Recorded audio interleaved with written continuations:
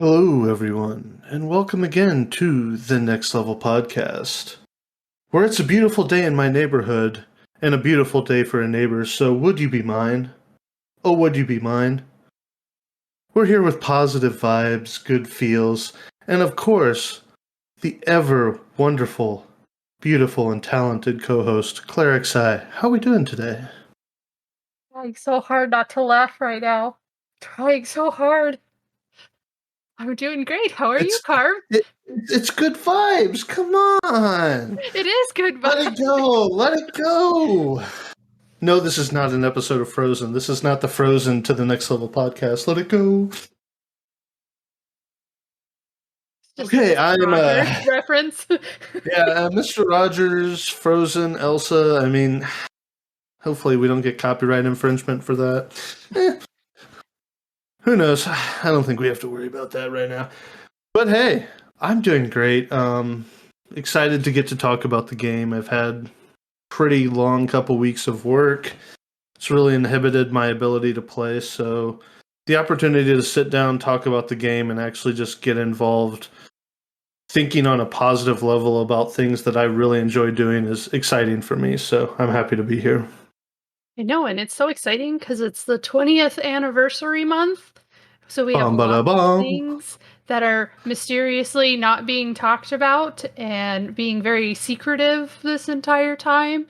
So It's like your surprise party. It's congratulations, we're here. You finally made it to the surprise party, but we still have something behind the sheet. It's like you open all your Christmas presents, you get there, and that one thing you wanted still isn't there, and you're like looking around the house, behind the Christmas tree, behind the staircase, everywhere you know that they might hide it, and you're just like, maybe I didn't get it, but you know it's there. yeah, it's just like when I was reading the May 2022 patch notes, and they're just like, oh, I have this letter, but I'm not going to say anything about it. And it's like, okay. And then they're coming out with this supposedly 5-hour long live stream 2 days before the actual update comes out.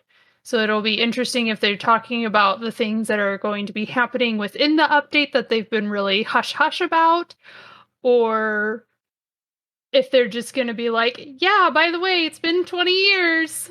Good job, guys. I'm Yeah, hoping for the other one. yeah, hats off to the people that will actually sit there and watch that for 5 hours. I will not be one of them. I'll be looking for the notes from the people that actually watched it, as I'm sure a lot of other people will be. But at the same time, it it's just exciting that we have this much excitement on a 20-year video game. Yeah, and I'm kind of sad I missed it, but they were asking players to provide screenshots of like their favorite memories in the game. So that way they could bring those up during this live stream that's happening and just talk about what their player base really enjoyed from the game. Yeah, I'm excited to see some of the olden screenshots come up because there were a lot of good times back in the day. I mean, that's what's kept people playing this game for 20 years is the good times they've had, the positive experiences that they've really gone through, and like all the work that we've put in. I mean, think about the original or the origin of the game. It was a grind. Like you Oh, look at these yeah. people getting 119 geared in like one day and going one to 99 in like I don't even know what the record is for fastest 1 to 99 now. I'm kind of curious, but I'm sure it's under 24 hours. And it's like, that wasn't even fathomed back in the day. You Yeah. just never, it never was a thing to even think about, like, going 1 to 75 in the entirety of a day. You just couldn't do it. I remember when I first started the game, it was when Wings of the Goddess was brand new. So I know I'm not like the hardened veterans from like the Chains and early Rises Alert, but it was even surprising to have a player go from level 1 to 75 in 3 months. Like, that Oh yeah. short amount of span was still mind-blowing, and that was playing the game every day, finding a party every day, and just grinding it out. Not including missions, Well, that was just getting your levels done. sure. Yeah, there was so much that you had to go through, so much to do, and honestly, just so much to explore. If you bum rushed the game back in the day, you missed so much, and a lot of people are missing really the nostalgic things that people experienced. I mean, you think about 20 years ago, what we were doing in this game. Well, obviously not 20 years ago because we probably didn't even exist, but like 15 years ago, what were we doing in the game? Everybody would find their spots to AFK. You would just sit there and watch the scenery because at the time the game was so beautiful and you appreciated all the scenery and stuff like that. And even to this time, you still can go to these same locations, get that nostalgic feeling, and be like, this they really put a lot of work into this design, into these zones, into these areas. Yeah, and I just remember how much community there was back in the day, even on Asura, because that's where I started off, and that's also where you started off. The shouts and link shells were so community based in helping each other, figuring out content, answering questions. Yeah, there were still the trolls every now and then, and there were still the people that didn't want to deal with it, but link shells were more committed in helping anybody in their link shell with any questions or just getting content done. I know I had a few that would come out and help me with storyline missions. I was like, "Hey, I can't beat this boss on this mission. Can somebody who has more experience or is better geared come and assist me with it?" I mean, even back when, oh man, Chains of Promathia Promi Zones had the level Oh, requirement where your gear didn't downgrade, so you had to have the level, what, I think it was 30 was cap in there, the level 30 gear. yeah, everybody wore it was a lot of level 24 gear for tanks. The Sears It was a set lot for the mages. yeah, Sears. The mages were king because you could keep Sears. Yeah. Nox set Rangers were really good because of the Nox set. Yep. Yeah, good times. I mean, you said it straight up. There weren't as many trolls, and the ones we did have, they were like legendary. People still to this day, like, I don't know if you could even still do it. I'm almost curious just to try it. Just go on there and like start shouting lightning crackles, thunder rolls, smoke one appears or something. See how many people remember Smoke One. Oh, Oh, jeezums. it was just, but it was original. It was like unique. It wasn't just like something ridiculous and your mom jokes or something. It was like that was his thing. That was his way to contribute to the world, I guess. I don't know what he thought he was doing, but he felt he was really good. I only played with him a couple times, and he was just he was smoke one. That's just who he was. And then all the wonderful days of the macros that had to have phrasing on them every single time. Of course, Oh, the every summoner ones. samurai every samurai had to have a third eye macro saying, "Now with my third eye open, I can anticipate." It's like, why? You look back at it now and like you're like, why? Through the power of rainbows, I summon Carbuncle. That one would make me cringe. Or get behind Black. me, cover. Oh, No, I just remember my friend Ali Cat XI, whenever he was on Red Mage, he would go, "Oh no, please help," and then use convert, oh, making all of oh everybody no. panic. That's so rough. Oh, Oh, that's rough. all the How different could you? provoke Oh macros man. too. All the flavors of provoke. There was actually somebody who put a provoke macro in every time they provoked, which of course it's on a 30-second cooldown. So when you're doing a 2 hour, 3 hour long XP party, you're seeing this macro every 30 seconds, and all it says was your mom goes to college. It just I says don't your remember. mom goes to college, provoke, target. That was the line.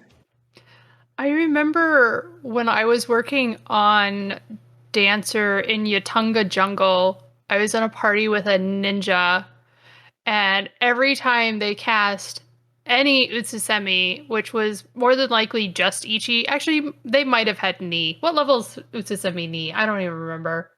It's been 37. so long. 37. Okay, so they probably had that too. And it was just miss me, now you gotta catch me. Every time they cast Utsusemi. And when you're going That's between the painful. two and taking, it was literally filling up the chat log. And I'm just like, oh my gosh. Oh, and that's a spell you can get interrupted too. Oh. Yes. Yes. Man, Oh, ninja tanking in the jungle was miserable though. it was. Yeah. Because you had all the Oh, goblins and then the crawlers that would double attack you. And then if the you randomly Mandies. got a lizard. Oh, yeah. And then the Mandies I'm would just counter. talking the Mandragoras. Like, they always double attack. They do count. Like, oh, it was gnarly. Ninja Yeah. tanking in the jungles was just not a fun experience. And then always they had their Mijin macros too, of them exploding, which I was so happy to see him explode. He was just like, I hit 37, or not 37, I think he hit 45, was gonna go get his AF or something. I don't remember, but he blew up. He was just like, I'm done and out of here. Or maybe he was just past the level for that party and was just like, peace out, I'm done, and just exploded and left in the middle of us fighting something, of course.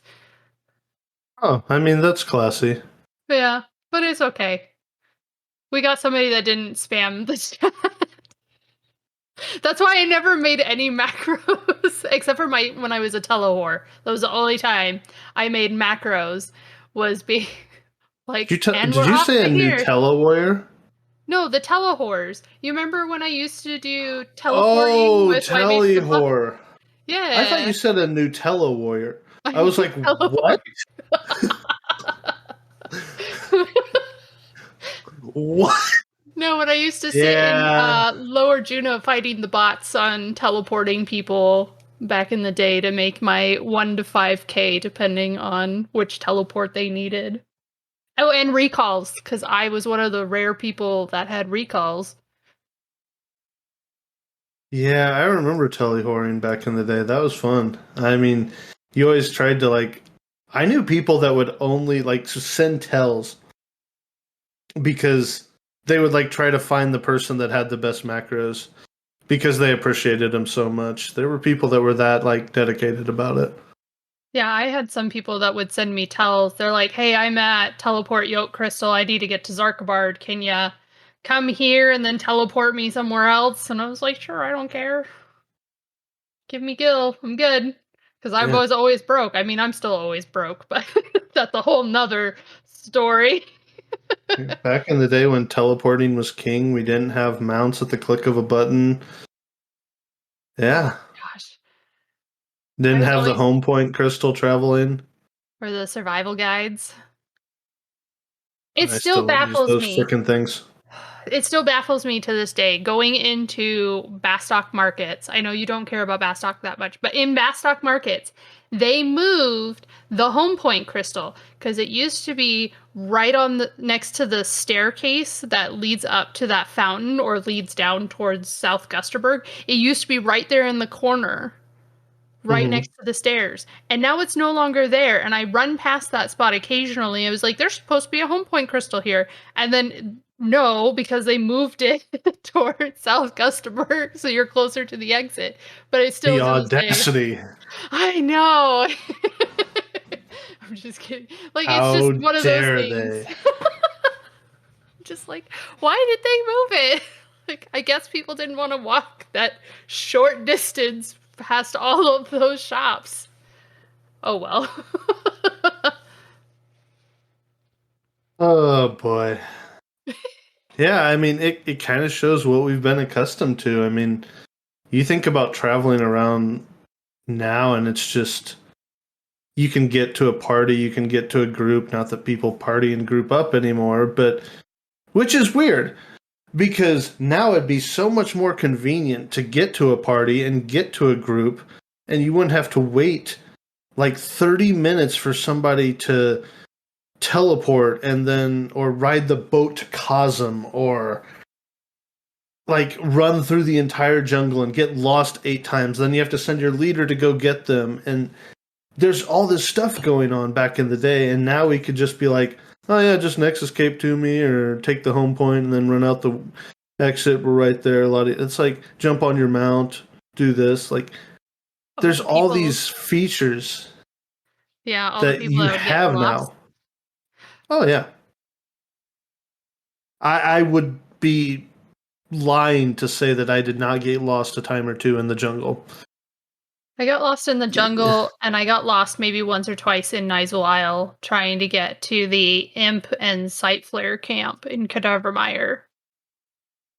That's fair. Because I never could remember which port, and then once I got up, which one was the the way to the exit and which one was the way back to the staging point. Yeah, now you can just face pull through things and not even care when you're running to a camp. Back then you had to like make sure that you didn't aggro on the way to a camp. You had to carry silent oils. You had to carry prism powders. You had to have a way to get from point A to point B. Yeah, I mean, it was just a different time. Not every job had a way to sneak an invis. I mean, still not every job has a way, but it's getting pretty close. Well, with having sub jobs up high enough, you get it on any job depending that way, because most mages will either sub scholar or sub red mage and they can get it that way, or some DD jobs will get it with either ninja with their tools or dancer. It's only in the cases where you have like the extreme heavy DDs that are sub Sam that can't get it in any other way, or sub warrior. Yeah, it's been such an interesting ride when you think about the changes over these 20 years and the way the game plays. And you still think of some of the jobs, and some of them still play very similar to the way that they did before. But then you think of all the different adaptations that we have now as compared to what we had before. So it's kind of neat to just like reflect over the last 20 years. Okay, Carm, I have my list of questions for you. You didn't know this was happening. Oh boy, nope. But I've come up with a list for nostalgia purposes. Least favorite monster in Final Fantasy XI, Peists. Well, I already knew that. Well, I guess nobody else knew that, but I knew that. I'm still going to draw you a picture of you like riding a Peist like a mount. I'm going to do it. No. First question though, what is your favorite 75 era memory? Ooh. 75 era memory. We're going real old school nostalgia here. Yeah, that's actually challenging because there's so many good ones. Man, that one's tough. So while you really had to start with like the gut check one. I did. So while you're thinking of that one, my favorite. You got the answer? I got my answer for mine. I don't have an answer for you. I have no idea because I didn't know you most of the time through 75. It was like towards the end of it. But my favorite 75 era memory would be doing Dynamis Sarkbard with Beerfest. And I talked about this in the Dynamis episode because it's just, it hits me in the feels every time I think about it because it's so funny. we are going to fight Dynamis Lord. And you have Yin and Yang that you pull down and you attack them, but you have to kill them near about the same time. So we're all in Ventrilo. This is how old it is. Everybody used Vent back then. Um, and we're all fighting Yin, and then we're like, oh, Yin's getting low. We need to start fighting Yang. So we all transition over. We start getting him down.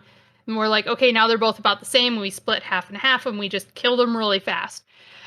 And like 5 seconds after they're both dead, you can all of a sudden hear our Dynamis Lingshell leader yelling in Ventrilo, change, change, change, like off the top of his lungs, like telling us we all need to move over to the other dragon.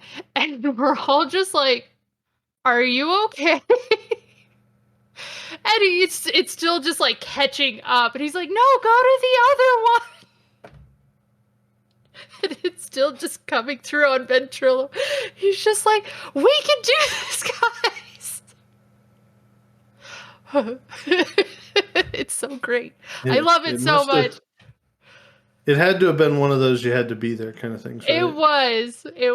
But it was still like everybody in Ventrilo like going really quiet and then just asking our Dynamis Lingshell leader if he was okay. And then him like really confusing after everything's caught up, going, what the heck are you guys talking about? And then we all just busted out laughing because there's like 18 of us. Actually, there was like 24 of us in Ventrilo at the time, all hearing this, just trying to not talk on top of each other, trying to explain what just happened. It was great. You talk about Ventrilo moments. I have to come with one on those. Like, one of my best friends from this game that I met in this game that has been a very close friend to this day. So, I mean, we're going on 18 years of friendship playing games together. I've never met the guy. Still talk to him. It's been at least like once a week right now. I've been so busy and he's been busy, but it was for the longest time we played every game we could together. His tag was in the game was ICP Freak Joe, but he was always the quietest person in Ventrilo. He never said anything. Most people didn't even know if he could talk. But every once in a while, he would pop up in Ventrilo and say something ridiculous. And it was so outlandish and so just, it cracked everyone up because it was him. Like, it was just hilarious. Once again, it was one of those you had to be there moments. But it was just the environment that was created by having these large groups of people. You get these giant dynamics of personalities and traits and different characters, really. I mean, basically characters that are all coming together to do one thing, and you just get people that are drunk screaming about nonsense. You got people that are trying to insult each other as a joke, saying, I bet you white back to front, or something. Just ridiculous things that came through Ventrilo at all points in time. Just the weirdest stuff going on ever, and that was what really kept the game together for the longest time in the 75 era, is just those relationships, those fun you had, everything like that. Yeah, I would say I got to know people really well in Linkshells because of Ventrilo. And like you were saying, the weirdest things would come out of Ventrilo. I remember one conversation I was talking to a couple of players, one named E-Rock and then his girlfriend at the time, Shale. And we were doing something in the game. I don't remember specifically what it was at the time, but I was going to go up and clean out some dishes that I had. And I was like, hey, by the way, I'll be right back. I need to go clean my bowl real quick. And E-Rock gets on and he was like, what did you say? And I was like, I need to go clean out my bowl real quick. He's like, that's not what I heard. And all of a sudden I can just hear Shale busting out laughing. And I was like, what? She goes, we all heard that you were going to go clean your balls out. And we were all very confused and very concerned for you for a second. That's fair. Sometimes you got to go clean your bowls, but I mean, usually don't announce it, but hey, some people do. I was like, no, I have a dish that's sitting next to me because I just finished eating whatever it was, and I just want to go wash it out so it doesn't get really disgusting and very difficult to clean later. And they're just like, no, go clean your balls. And I was like, well, I know too much about Egrok to make a joke back, so I don't want to know about that one. yeah, it's okay. They were But very up and front about how they played the game, and I was like, it's a little questionable for me, but that's okay. Not in regards to like add-ons and plugins of things they used to use with like what Windower 3 I think was out during the time I played, God, which was who Windower knows? 3 to Windower 4 was definitely Windower 4 was an upgrade of 3 for sure. But nothing it was like how they played in their house. it was it was interesting and it was weird conversations of getting to know people and like their personal habits and everything too because you literally spend hours with these people talking to them either about the game or what's going on in their real life. I mean, like we talked about all the time what was going on in our real lives outside of the game, but we just did it on Ventrilo while we were playing. Hmm. So, yeah, back to my favorite 75 memory. It had to be the kiting style. Like I loved it. I thought it was so fun. I mean, me and Joe were that's how we made money is we kited Notorious Monsters for drops like the Oogalepa pendant, the Tatami shield, different things like that. We would kite those and duo them as Red Mage back in the day, and it was just so much fun. I don't know why. It was just, and they would take forever to do, but it was just so fun knowing that at 1 second, your entire 2 hour, 45 minute, however long it was taking you, everything could go to shit in one move if you took one bad step and just got dropped by this NM that's chasing you. Yeah, Everybody hated the old Kieran kite methods because they took forever just worrying about Diablos nether blasting and stuff like that. But that's what some link shells could do back in the day. And I don't know why. I just loved kiting. I think it's a lot of fun. Oh, speaking of Kieran, I remember doing Kieran. We still did the melee method. We didn't use summoners, but again, I started when Wings was brand new. So more people had figured out strategies by then where we would have our paladin kite Kieran in a small circle, and then another paladin pull whichever god spawned. And then we would kill all the gods first, one at a time, and then just like Zerg Kieran as fast as possible. Yeah, that was definitely a strat that came a little later. But yeah, when people were first dropping him, I'm pretty sure a lot of people did the kiting. And one of my most happy memories was being able to do it on Ninja because, I mean, you don't get to do that a whole lot on Ninja and actually keep hating. Ninjas were kind of like, back in the day. You didn't have a full time movement speed gear back in the day. You didn't have stuff like that. So you weren't able, and of course, Kieran still did Aga spells, things like that. You didn't have a way to cure yourself. You didn't have as many hate tools as you do now. So it was fun back in the day to do that. Even Limbus. I remember taking Limbus on Ninja, and you could build up enough DT to survive Ultima's countdown, Citadel Oh Buster. yeah, That's what it was Citadel called. Buster. Yeah. When you just all of Yeah, a sudden and start seeing it and you just like, everybody out except for the paladin. Sorry, paladin, yeah, you're going down, but I or did you it might as my live, but Taru Ninja. I was so proud that I could do that on my Taru Ninja. oh Like, Jesus. I took a lot of pride in the fact that I could just eat the Citadel Buster that some paladins couldn't do, and I'm just like, I'm a Taru Ninja. And this was, of course, back when it mattered what race you were as well, because Tarus, of course, had the lowest HP back in the day. Yep, I remember that. Humes were well rounded. Elvins had slightly or more HP, but not quite as much as Galkas because they had a better MP pool, but not as good as Taru's. The strength, though. Ooh. Yeah, I mean, Mithras had the best decks in agility, so they were the best thieves and rangers if you ever saw them. They were Hmm.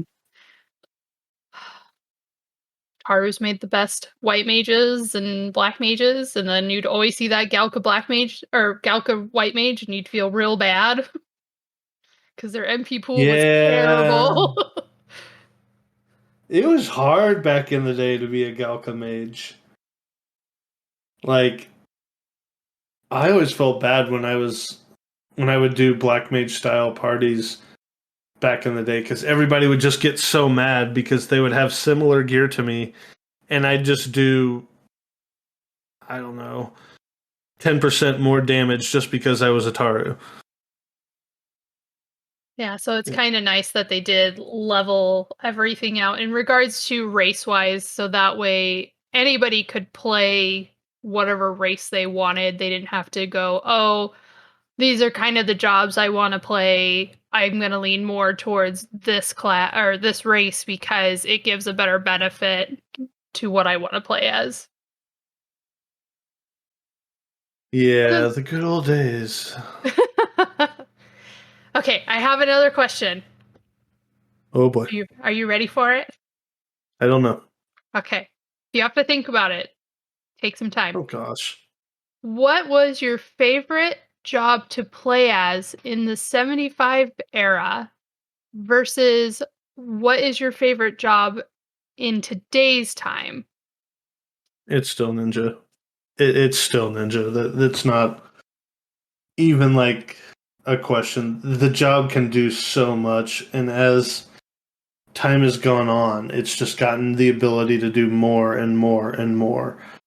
It, the job is just fantastic when it is able to be used. It's not the niche fill all. I mean, it can Savage Blade just as best as the rest of them. Don't worry about that. But it can't fill every tanking role out there. But when it can fill in, it just shines and it looks so clean and it looks so smooth and it's so satisfying to play. One of my favorite ambuscades right now in this era is the one where I think it's like a goblin or something that has in death or Oh, something the or kicker in, Caturbs. or the Caturb, that one. The Caturb that has in death, and you just have to sit there and watch your shadows so closely because he can take 3 in one move and do all this other crazy weird stuff, and you have to watch your shadows so closely, and it just feels so good when you just execute it perfectly because the mob's never turning. You're sitting there just never taking damage, adding damage. You're able to bring so much to a party when ninja is applicable. So it has to be probably my favorite job to play, even though my most played job right now in the current era is paladin, and I loved paladin back in the 75 eras too. Um, I still remember the fun times of paladin sub ninja tanking. I loved it. I thought it was so fun. I couldn't stand paladin sub ninjas that do double swords. That just drove me insane. But paladin sub ninja tanking was just a lot of fun. I mean, you still had Yutasemi Ni, you still had your hate tools, you had everything there, but it was just a different style. You lost the provoke, so you had to like make up for it. It was fun. I'm trying to think because I had a tie in regards to what was my favorite 75 job. And this was what it was back then, too, is I was between Bard and Dancer as my two favorite jobs. And the reason I liked Bard so much in the 75 era is just because I was constantly busy, like trying to make sure all my That's songs true. were staying up, helping being the backup because of the MP pool problem and the fact that you didn't have as much refresh utility or sublimation, even though is an amazing ability, wasn't that great back then. I mean, they've changed it to where it gives you a shit ton more NP than it ever did. And, when you used to get a fourth of your MP back from sublimation was like, oh my goodness, and you had to have MP recovery while healing, you had to rely on your other supports. So bards helped out a whole lot with Nuzspells and curing, making sure all their songs were up, making sure the DDs got 1 songs or 2 songs, and then your mage got the other 2 songs, and then if you were in the tank party, you had to include giving tank 2 different songs. Like, you were constantly running around, and I loved it.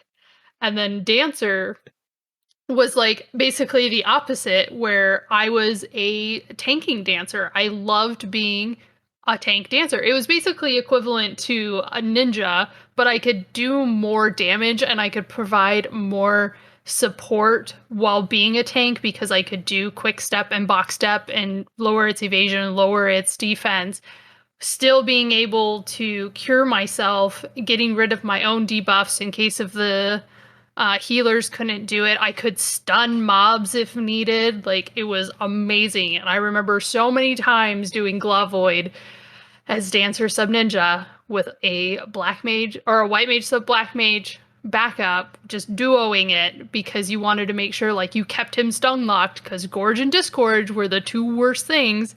They're not as bad as anymore, but they were horrible when he first came out.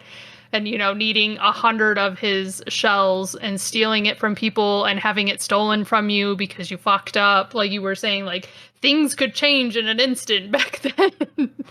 But I would have to say, in today's game, I still love Dancer. I don't like Bard as much, which is kind of a surprise. I still like the buffing aspect of Bard, but I don't like that it's kind of pulled away from its support role now, and it's being more utilized as a secondary DD class, which is fine. I get it. Having additional DPS is great. It's just not for me. It's just not my style. So that's fair. I mean, even, sorry to interrupt you, but even like back in the day in the 75 era when we were doing, me and you would do TP burn parties as double bard and everything. I would be the one sub ninja, you would be the one sub white mage, because that was just your play style. I loved pulling. I thought it was so much fun. I loved chain pulling for TP burn parties. That was like the shit. You talk about bard, that was another one of my favorites. They were all so good at 75. Like, there was not really a bad job at 75. I guess there were some bad ones, but there wasn't. It was harder to figure out which ones were bad, only because you took so long to level a job, you learned the inside and out of that job. You knew which gear was very beneficial to helping you increase your DPS or increase your spells, you know, making it to where you almost became one with that job because you did everything. You tried the different sub jobs with it. You figured out what worked for it. Unlike nowadays where most people, they just fly through the job and then they're having to read everything, go back and be like, oh, I missed upgrading my AF because I just zoomed through everything and didn't realize that this was actually a really good set for this job. Or, I didn't know I had this ability because I just got it randomly and didn't try it out. Yeah, I think you hit the nail on the head there without actually saying it. There weren't bad jobs so much as there were jobs that took more out of the player. Like, you had to put a certain level of dedication into these jobs, like Puppet Master. Even Corsair back in the day, I think, really needed somewhat of help. Like, Blue Mage needed some help until everybody started learning about the cannonball stuff, and then it was like Blue Thief everywhere.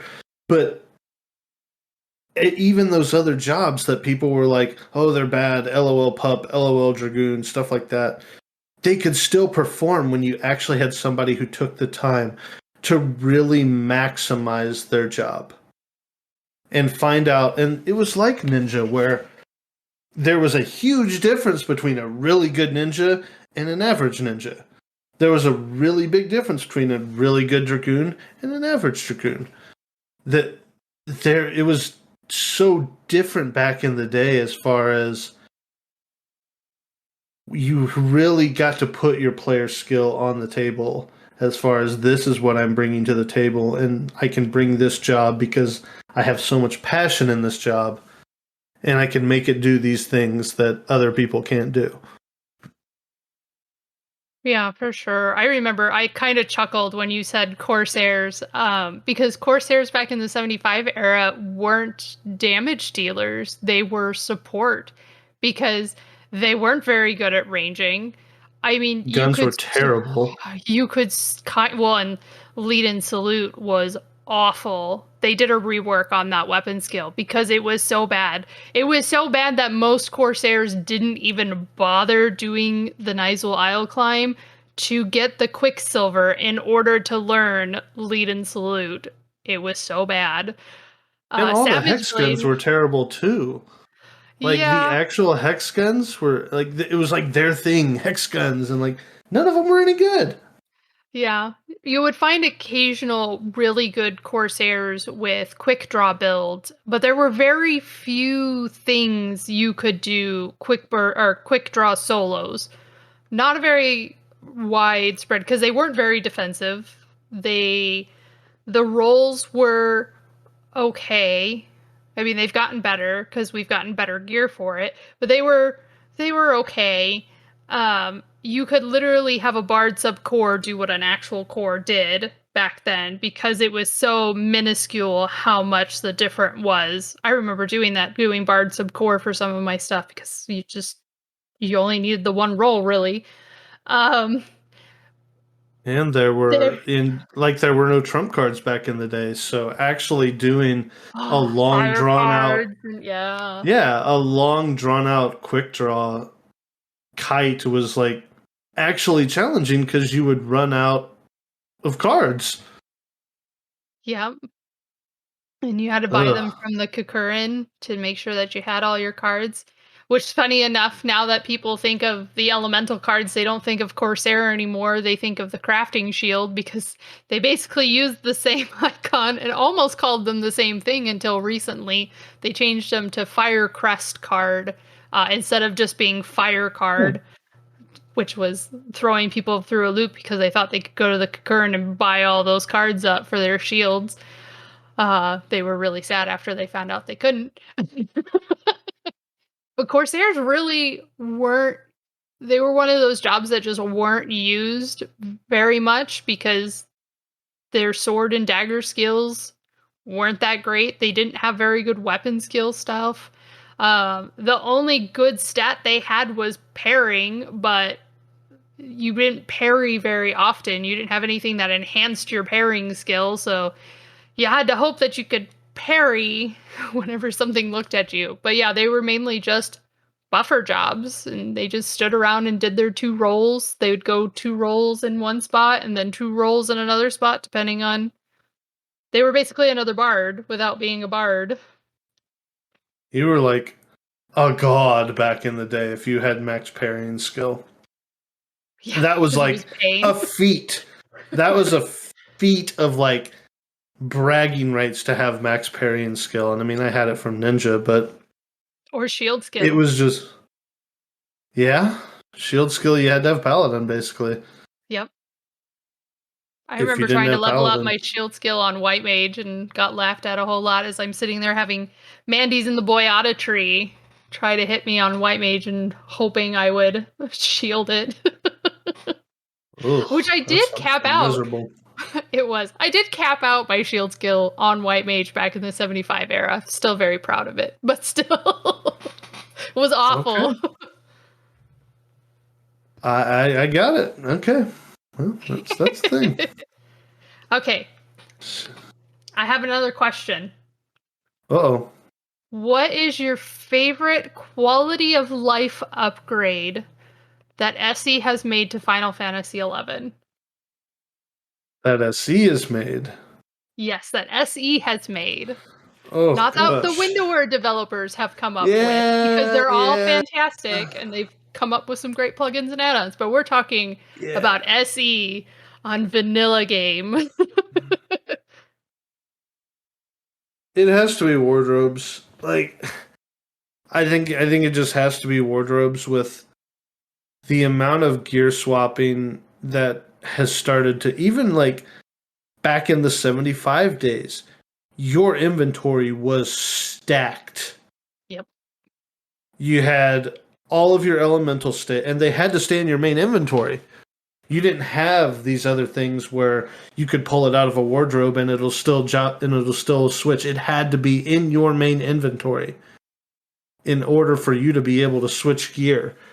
And I mean, just as a red mage, the amount of gear you had carrying around all the time. You had your resting gear, you had all of your elemental staves, you had all your different the mind build for paralyze, you had int build for other things like gravity and bind and all this other like all these different builds and you carried them on your person at all times. And sure there wasn't as much gear as there is now, but adding the wardrobes kind of solidified that we were on the right path, saying, okay, we are supposed to change gear with every spell.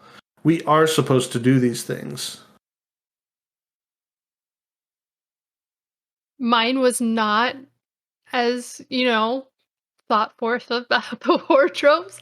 I was thinking something completely different, but that is actually a very good quality of life, yeah, because my inventory was screwed back in the 75 days. I think I had 3 open slots within everything. I had 2 on Red Mage. My Porter Moogle was like the first quality of life thing that I loved because it saved me on inventory, because you used to have to hold on to your AF and relic and anything to upgrade it as well too in between everything. It was like, oh my gosh. But mine, I was gonna say it's all of the porting that they added to the Yeah. game. All the teleport crystal, the home point crystals, the survival guides, the waypoints, this the making it easier to get around and be able to enjoy other than doing the running for days. Honestly, I think I take it for granted.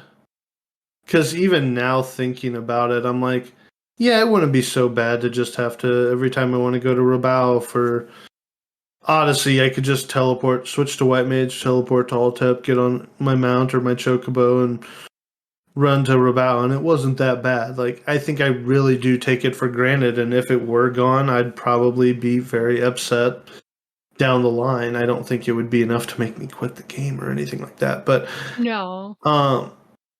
yeah, it's something that we definitely take for granted, and you sit here and reflect over 20 years of just the amount of running and the amount of time we used to have to spend to do anything. Yeah, I remember when I was doing a Twitch live stream, I think it was like 2 years ago. I actually bought a new content ID and I started a fresh character. I even let You're a um psychopath. my Twitch people who were watching me decide what my character was at the time. And I was like, I'm just going to start this game brand new, and going out how fast you can level because you can get trust really quickly. I mean, you could get to level 5 to be able to summon trust and do all the trust quests just from doing ROEs alone and just running around. I was like, holy moly, this is crazy.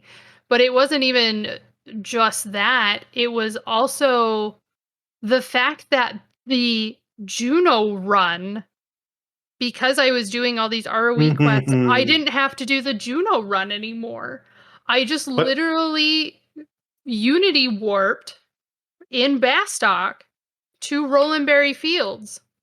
And so all I had Excuse to me? do was run. Yeah, all I had to do was run from Rolandberry Fields to Juno, and I was like already halfway there. So it's not even like I had to start at the bottom of Rolandberry Fields. I started halfway through Rolandberry Fields and just had to run the rest. I was like, Excuse me? I remember this being The run to Malcolm Dunes and then trying to find a Dunes party and dying over and over again, that's no longer a thing. Then all of a sudden, this run that used to be like treacherous and really showed your skill of getting to Juno, because all the zones would kill you getting there. But you had to get there so you could get to Quivum, so you could do that level 20 party. But everything on the way was higher level than your little 20 ass running there. So. But you don't have to do it anymore. You can just talk to the Unity person for all the Unity sparks that you've already accrued and just port to either Battaglia Downs, Rolandberry Field, or Champagne, and you were just right next to Juno, essentially. That's so not fair. that's not fair. I mean, I remember how important your home point used to be. Your home point dictated whether or not you could warp or whether or not you could even like home point from the death, or whether it'd be worth it to sit there and wait the hour praying somebody would run by and raise you. Well, like, just having the outpost warps were also really big, making sure that those were like the first way of getting around without having teleports, because there was no home point in Selbina, but there was an outpost there. So if you were really cool, you got to bypass Death Tunnel and go straight to the outpost. And you just like had to wear Signet to make sure that your nation got the territory, got the region, so you could have that outpost warp, because you had to deliver your supplies to the outpost in order to get that outpost warp. I still outpost warp. I won't lie.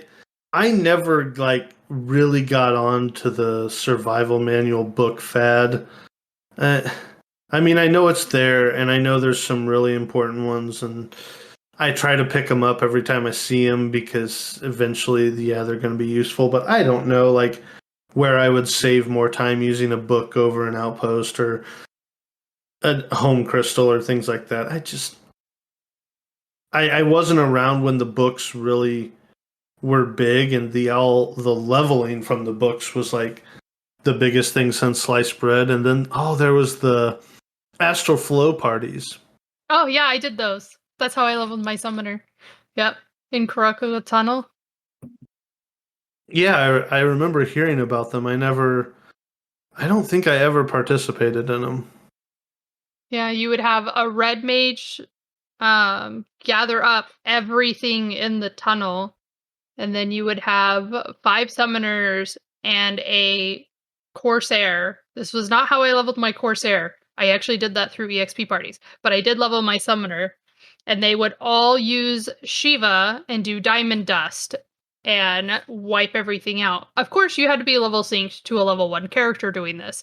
So you would Diamond Dust everything, and you would all level up, and then you would have the Corsair wild card, and then you would find somebody else that was really low level and just sync to them, and then just do it all over again. Unless, the Corsair didn't get a 5 or a 6, and then you had to find a new Corsair to do it. Usually they had like 2 or 3 Corsairs on backup, like just rotating in to get levels. Yeah, we didn't have Moblin Maze Mongers. We didn't have the Cactus and Abyssia to just go reset your 2 hour whenever you want. If your 2 hour was down, your 2 hour was down. Yeah. Like, you didn't get to just go push the reset button real quick. And they were actually 2 hour delays, not the 1 hours. I always tell people you could always tell who is the old school Final Fantasy XI players, because they will always call their 2 hours a 2 hour. So their original special ability is their 2 hour. And then their second one is their 1 hour. And that would how they would differentiate the 2 hours, essentially. So like if you're like, I want to use Mighty Strikes, okay, he's gonna use his 2 hour. Oh, he's gonna use Brazen Rush. Oh, he's gonna use his 1 hour. It's like, use your 1 hour at this point, or use your 2 hour here. But yeah, anybody that talks about 2 hours, they usually played during the 75 era, because that's what they were. And now it's weird to think that they're only 45 minutes if you're a master. Yeah, 2 hour abilities were big back in the day. If you didn't have it, you pretty much weren't doing some content. Like, yeah, it was a big deal. Well, it's even crazy to think about the change of Summoner before and after they added Astral Conduit. Because doing Hmm. Summoner 2-hour, you got 2 off essentially. Because you would use it, unsummon, rest for a little bit, and then before your 2-hour was over, you'd summon again and do it one more time. Or if you were the case, you had Alexander and Odin, which is what people towards the end of the 75 era started using summoners for, because Alexander's perfect defense was amazing, which you don't really see much anymore, to be honest. I don't think I've ever heard summoners talk about using perfect defense anymore. No, I mean it's really not in. There's not too many or strats that rely on perfect defense. Yeah, it's just one of those things that popped into my mind. It's just like you would need to have Kate Sith, Ifrit, and Ramah, and that's really all you need on new now and day summoners. That's it. Just those 3. I don't know about all that, but because you Well, still all need your the big 3. You still need Garuda for haste to get haste 2. You still need Shiva for TP bonus. but I'm talking about when you summoner burn, you don't use the Oh, other summon 2. or burn all the things. A Yeah. summoner burn all the things. You just need Ramah in order to do Volt Strikes, or you need Ifrit to either do Flaming Crush or Meteor Strike, depending on what you're fighting, or you just have them do Mewing Lullaby on mobs, and then that's all they do. They just mew. Yeah, but they're so easy to get now. There's no reason not to have them. I remember when it was like a chore to go get all the avatars. Yeah, you needed a group of 6, made sure they had all of their key items, and then Yeah, it was. teleported to specific areas and then ran. And the run to get to Fenrir, Full Moon Fountain. Oh yeah, making Oh sure yeah. either you had the 3 mage gate access for people that were Windurstian, or you had the back door for also completing Yeah. Windurst. I was one of those people. I had backdoor access. Not Wow. in that way. I just totally realized how. Oh my Wow. god. It's Ventrilo all over again. Claire's gonna go wash her balls. See, this is She's what happens with me. This is why I don't open my mouth. Oh, no. well, yeah. You want to keep your mouth closed when you're doing the backdoor Oh, access. wow. Thanks. You're Thanks, so Carm. welcome. I mean, you did it to yourself. I usually You walk opened your into back these. door up wide. It's just Oh oh God! 20 years no. of this. 20 20 years. years of this. This is how it was for me on Ventrilo. It was just doors wide open for all the Was. innuendo. Oh my gosh. What do you No, mean Carm, was? we're not. Still is.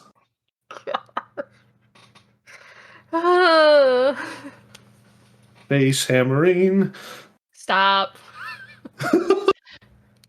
Well, and now you got Jin Gagger, so you have that one coming. Yeah, that one.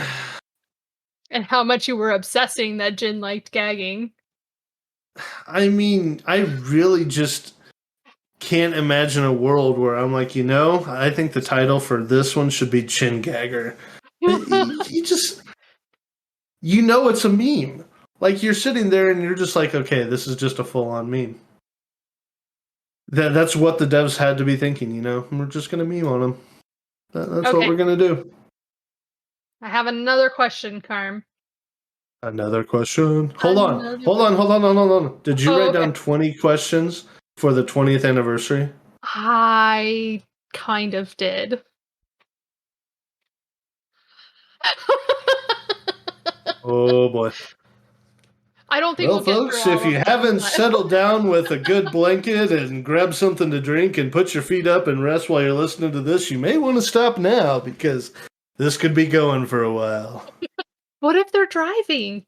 They need to not be, falling asleep at the wheel. Well, we should put a disclaimer.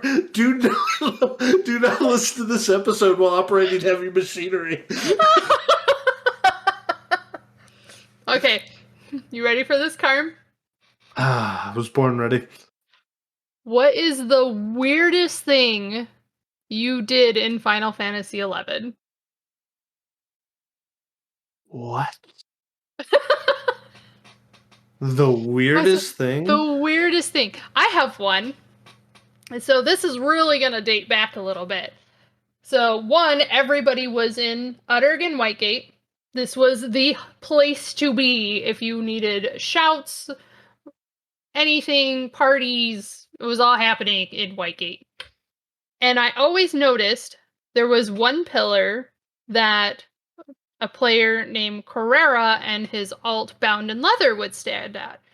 All day, every day, unless he was doing something, he was standing at this pillar. So I made a joke in my link shell that I wanted to make a blockade for people trying to get to the auction house in Uttergan Whitegate. So I literally stood next to Carrera and his alt. I had my friend stand next to me, and we literally made a line between two pillars for the main traffic area of running from the Mog House to the auction house. Because this was back when they were all combined together, but you really only put things up in either Juno or Whitegate, and that's where you bought stuff because you wanted to see the shouts. So they had player collision during this time, and everybody got stuck on this wall of players because they didn't make it to where nowadays, where if your character's been sitting in one spot very long, that you could just walk right through them as if they weren't there. You literally got stopped. And I think we made like 2 rows of this wall. So you would get stopped by the first wall, had to try to run through them in order to get past them, because if you remember, you had to like run through a character for a short period of time before you actually ran through them. Yeah. So you would be sitting there trying to run through the first wall, and then you get stuck by the second wall of just this line of people just trying to get to the auction house or trying to get back to their Mog House to go change jobs. I mean, it wasn't a very big line, but it was just like the main pathway that people took going to and from the most popular place or most used places within this area. I actually have a screenshot of like the starting of this line. And it was just like the weirdest thing that I did, but I had nothing else to do. I think I was looking for a party for a job I was leveling, so I had my flag up with my CCOM made about like wanting that I had access to certain areas, that I was good at the job. Remember when people used to do that in search comms? They would actually put like pro white mage has these spells, has re-raise.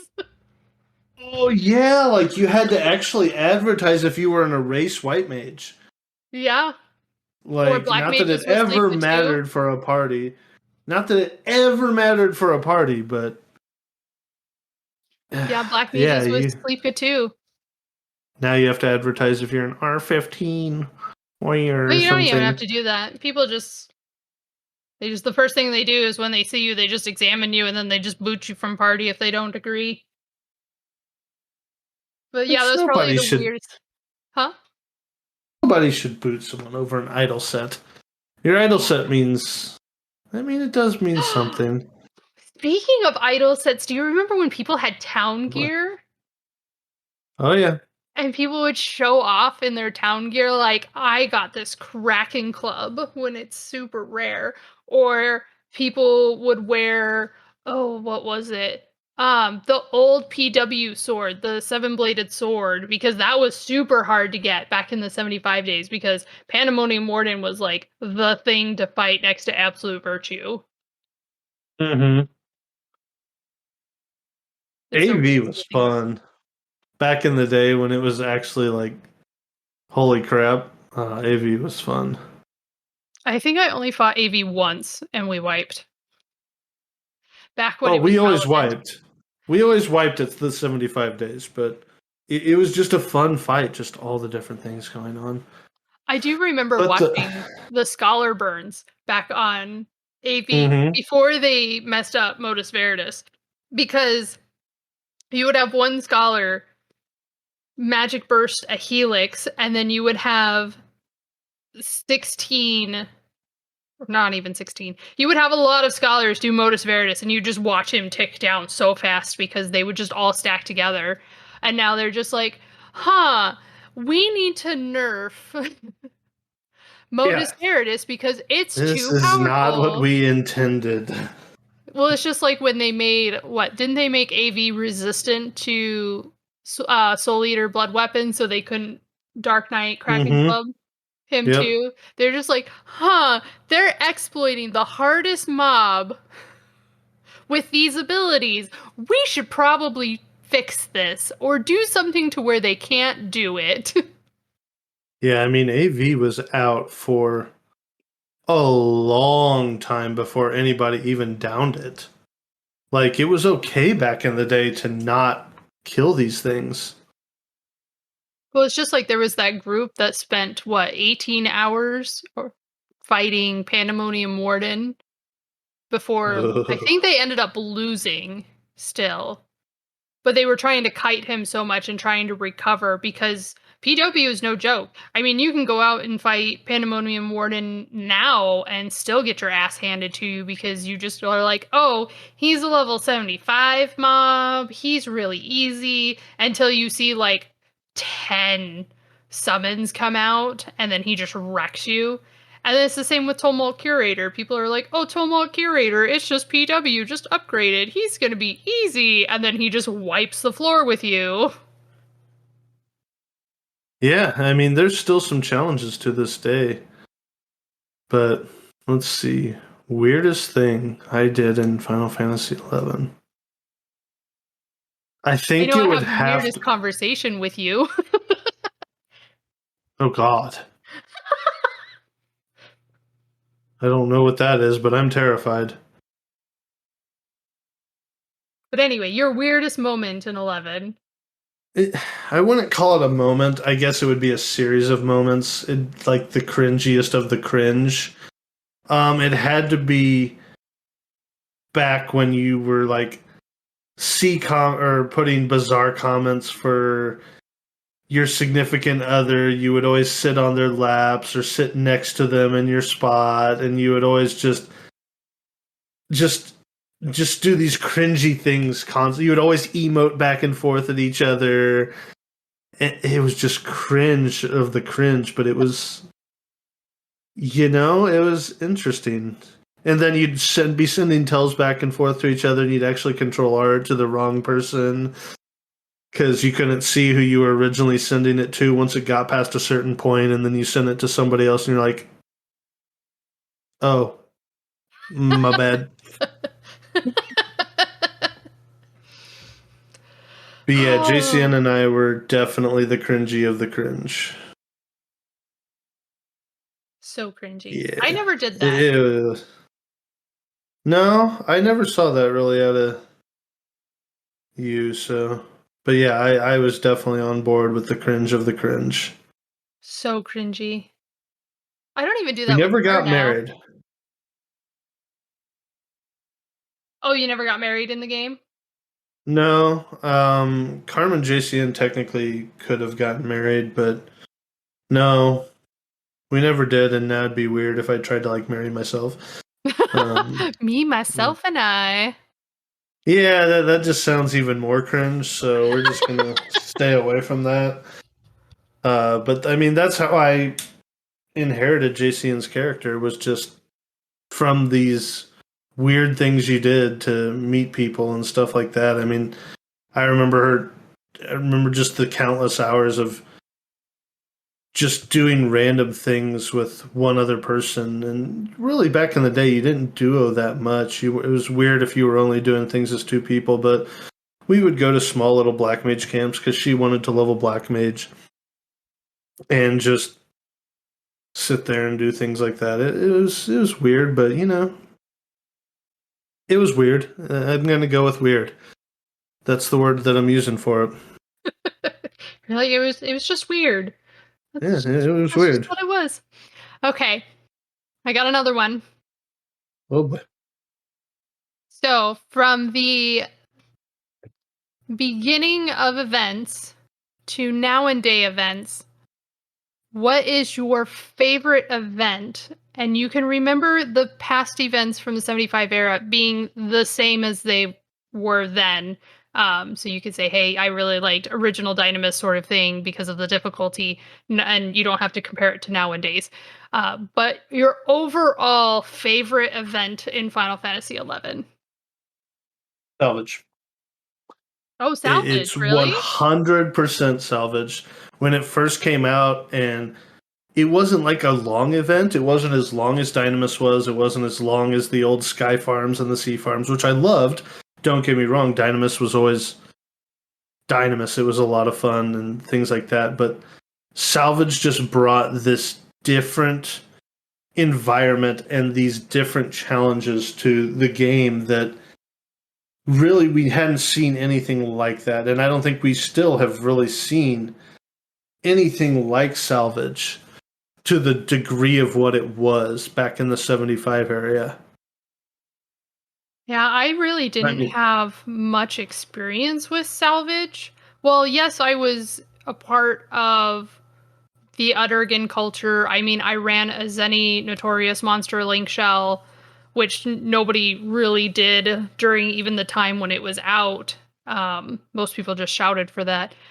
I never did salvage, and the person I started the game with did salvage, and he was part of a salvage link shell, but I wasn't part of that link shell. I don't even remember why. Probably because they were full, and so he went and joined them. But it was just, I think I did it once when they needed a person, and it was just so weird and obscure because of how unusual it was that I was like, I don't know what I'm doing. I don't know why you want me to lot on these cells. I don't know what I'm supposed to do with these cells. You know, eventually learning that you're supposed to use them so you get your equipment back because you start off naked in those zones. It yeah, was just real weird. for those that don't know how salvage is done or how salvage was back in the 75 era, you went in as a 75 job and all of your attributes were lowered. So you had less strength, less int, less mind, less HP, less MP. You had no equipment. You had to unlock everything. You started no sub jobs, no magic, no abilities. You literally could only use your fist to auto attack. So monks were king when you were starting out salvage, and you only got a certain number of cells to start out with, and cells were how you unlock all your abilities and your magic and your HP and your MP. So you had to sit there and have the leader of the run distribute out all of these different cells. And monks, of course, were good because they didn't need weapons. They had their fists, so they could just sit there and not have to take up another person that needs an Inca cell and things like that. It was just a lot of fun. I mean, it's how I met Mur. Not really how I met Mur, but how I really got into doing things with Mur was salvage. I was in a salvage group with him, and it was so much fun that I ended up making my own salvage group because I've always had Carm and JCN pretty much. So I did salvage runs with Mur on Carm, and then I had another group with my group of friends that I had prior to knowing Mur, and I used JCN for that group, and it was just I love doing it. I think the event was so much fun. It was so well thought out. There was just really a lot going on and a lot of things to decide. So, and the gear was fantastic back in the day. The Usakane gear, Morrigan's gear, it was all, yeah. I mean, it was all just really good stuff. Yeah, I was trying to think of like what was my favorite event to do, and it was the event I made a link shell for. It was Zenny Notorious Monsters, because those were all unique in themselves. I mean, not just because Pandemonium Warden was like the final boss to get to, but like going out and taking pictures that Senraku really wanted you to take pictures of, because you could only turn in 5 or 10 a day, and then you would just sell the rest. Doing Pancration, I mean, I named my ZNM LS Pocket Monsters because Pancration reminded me of Pokemon so much. And that was so much fun to do, and just building up your Jeton that way to get your cameras to then build up your Zenny. But all the NMs require different strategies and different thought process in order to kill each of them. I mean, just going to do Cheese Hoarder, which is a tier 1 ZNM in Nizal Isle, you go to him nowadays and you just blow him up really fast. But back then, he would be like a standard Kakurin that you would find in Nizal Isle. Assault, where they would drop a bomb and then just start booking it, and you usually had a summoner with an avatar that would chase after it, so that way you could figure out where it was going or keep consistent damage on him, because he would just literally keep dropping these bombs, which really hurt. Like, they just weren't like nowadays where they drop a bomb and you're like, oh, I took 100 damage. It'd be like, I took 1k damage, I'm almost dead. And then you'd go to Ob, which is another tier 1, which is just a puppet. And then if you deal so much physical damage to it, it would change to the armored puppet, the tank puppet. And then your physical damage wouldn't do that much. Or you would do magic damage and you're like, cool, we changed him to the Black Mage version. And then it would magic mortar your face and your tank would die because it hurt so badly. Like, you had to think of different strategies for each of the ZNMs. And then, of course, you'd get to Tiger, or you'd get to Saramea, or you'd get to Tinin. And those 3 were even fought differently. I mean, Tinin, you usually did magic bursting with. For Saramea, you zerged him, or Sarama, you would zerg so fast just to make sure you just killed Cerberus. And then Tiger, you would cry because he just sucked. But you had to do those elevations. You would have him in the bottom of the bowl that he spawns in, and then you would have all of your mages stand up on the higher level because he would stun you over and over again. He would paralyze you. He had just so many things to just stop you from doing anything. It was so much fun, though. So when I originally came back, it was all kind of like ZNM was going away from the main scene. I remember having a Pocket Monsters Pearl, but I didn't really do much with you guys. Yeah, and I mean, ZNMs weren't really a link shell type event.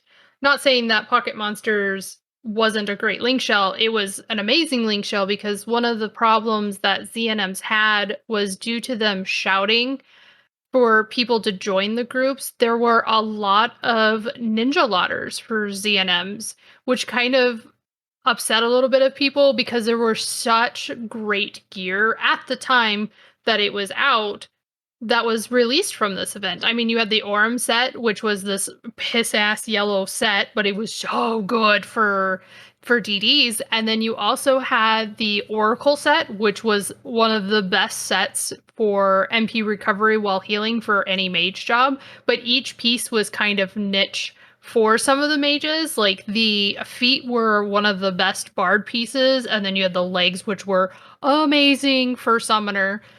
And then you also had the Enkidu set, which was really good. A bright pink. Just obnoxious. I don't know why they made these sets so obnoxious. Like, I think it was the same dev that made Jin Gagger. And he's like, we're going to make this a straight meme and just make these sets look ridiculous. But at the same time, you also had the Hachi Ryu set, which was what is now, is it Haramaki? It's the one that you get from all the Unity ones that a lot of people use now in TP builds. Hachimaki. Oh, that's that. Tatanashi. Yes. Tatanashi. I can talk for some reason. But yeah, it was the Hachi Ryu set previously, and now it's the Tatanashi. And it was so good back in the day. And there was even weapons that you could get from ZNMs that were amazing. I mean, you had the Dorge, which was basically now the Contemplator that comes from PW. And then you also had oh, what was it called? What was it called? You had all these grips that would help with your magic accuracy for all the nukes. And if you're Yeah, just the grips. enfeebling too, um, it's gonna come back to me, and I'm gonna be really upset that I can't remember it right now. But there were so many. Oh, the Meki Shaki. That's what it was. The melee staff, and like rangers would use it, monks would Ah, use it. It was really good, and they ended up remaking that as well too. It drops off of a Ryzen Jima NM. I don't remember what that one's called now, but it was the Meki Shaki that they upgraded. I'm gonna look for it while we talk about other things. But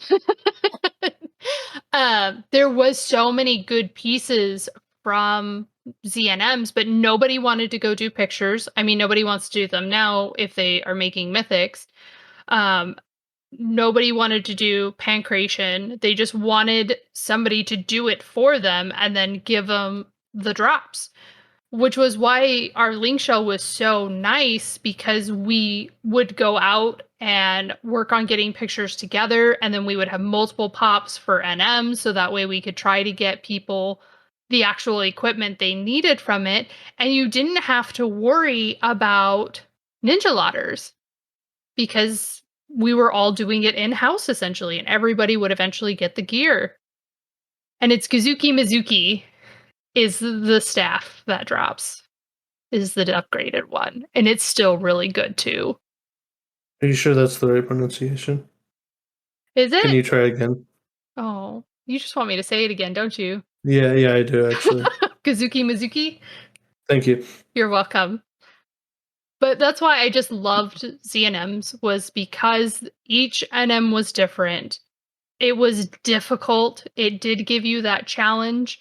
And you got rewarded essentially for beating these mobs. And eventually you fought one of the two hardest mobs in the game. And if you beat that, you felt super accomplished. Yeah, I mean, it seems like it was a really good event. Like I said, I didn't get to do. I mean, I think it's really one of the. I didn't do much Void Watch, and I didn't do much ZNM. I think those were the big things that I kind of missed out on. I hate Void Watch, even to this day. I don't like the proccing system. Yeah, I get why they did it, because they wanted to get everybody to use different jobs at the time, because a lot of people were just using monks, ninjas. And that was really it because of Abyssia. But I liked that those mobs were semi difficult, but in order to get anything from them, you had to do the proccing system. And so you had to have, again, mostly shout groups, build up an 18 party and hope you still had enough people to cure everybody, enough people to buff everybody in order to do these fights, but then also have the weird conglomeration of jobs in order to get all the procs. Otherwise, you just what's felt that like you word? wasted it.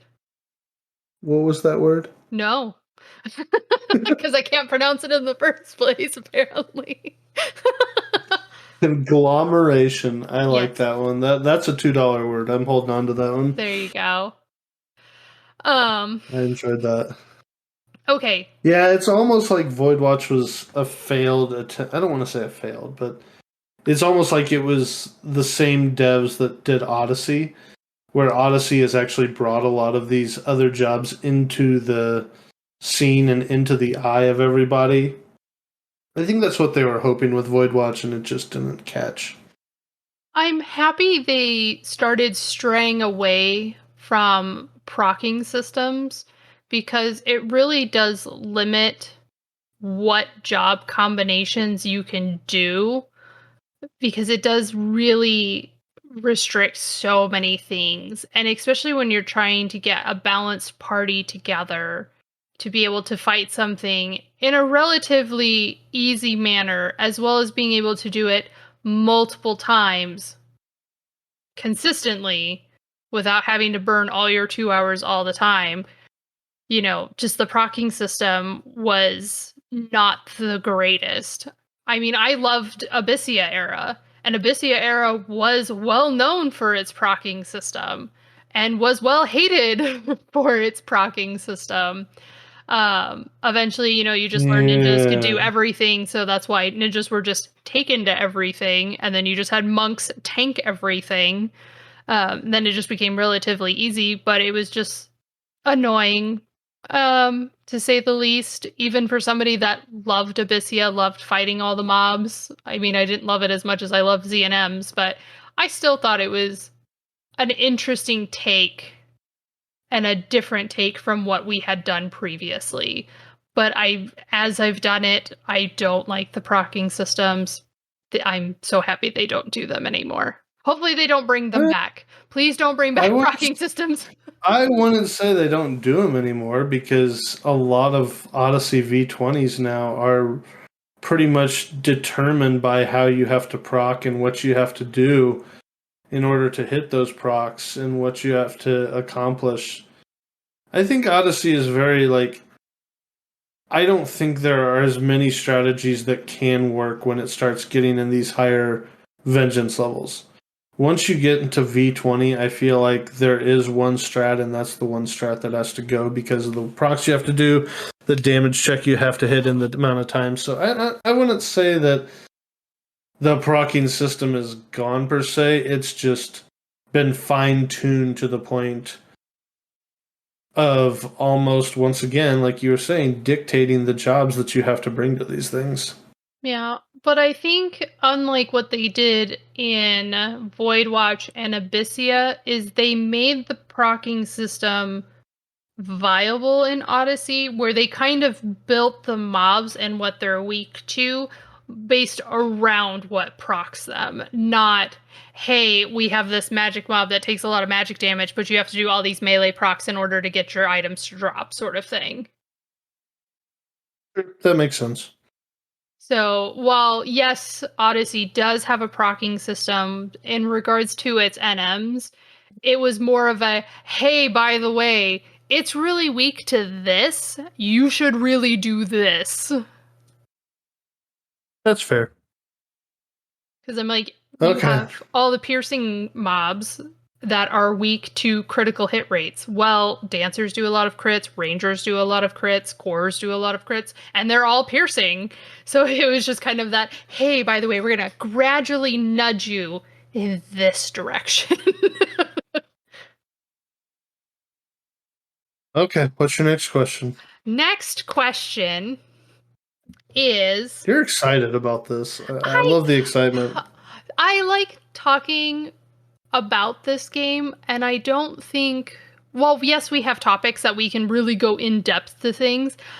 You don't really talk about nostalgia as much as when you get to like an anniversary point and you're just like, this reminds me of why I play this game and why I love this game. And being able to talk about all the experience. I know you have way more experience than I do, because I have 15 years into this game and you've got more than that, and Merb beats me because he's played it since it launched in NA. So but being able to talk about like the experiences and how much this game has changed from when I started to now, and even just comparing the two and just being like, hey, these were good points, but they have made some changes that have been for the better as well. Hey, I'm just feeding off your enthusiasm. Keep it coming. Okay, so here we go. What do you feel, out of all of the Absolutely nothing. My card is black as ice. out of all of the job adjustments that have happened over the past 5 years, which job do you think had the biggest job change impact? You already know my answer. I'm surprised you asked this one. Viewers might not know. It's 100% Paladin. 100%. Like, Majesty was one of the greatest additions to a job that I can remember to date. And I'm probably missing something because I play Paladin so much. But the addition of Majesty and how they changed shield master or like shield blocking and the shield skill and how they've really just the way Paladin was to the way Paladin is now is just multitudes better. And it was a fun job in the 75 era. I already talked about Paladin sub ninja tanking, kiting, things like that. It was still a fun job. But now there are so many different things you can do with it. I mean, back in the day, if you lost hate as a tank, you felt like crap because you were just sitting there not doing much damage and you were just really, really trying to get hate back. That's all you could do is try really, really hard to get hate back.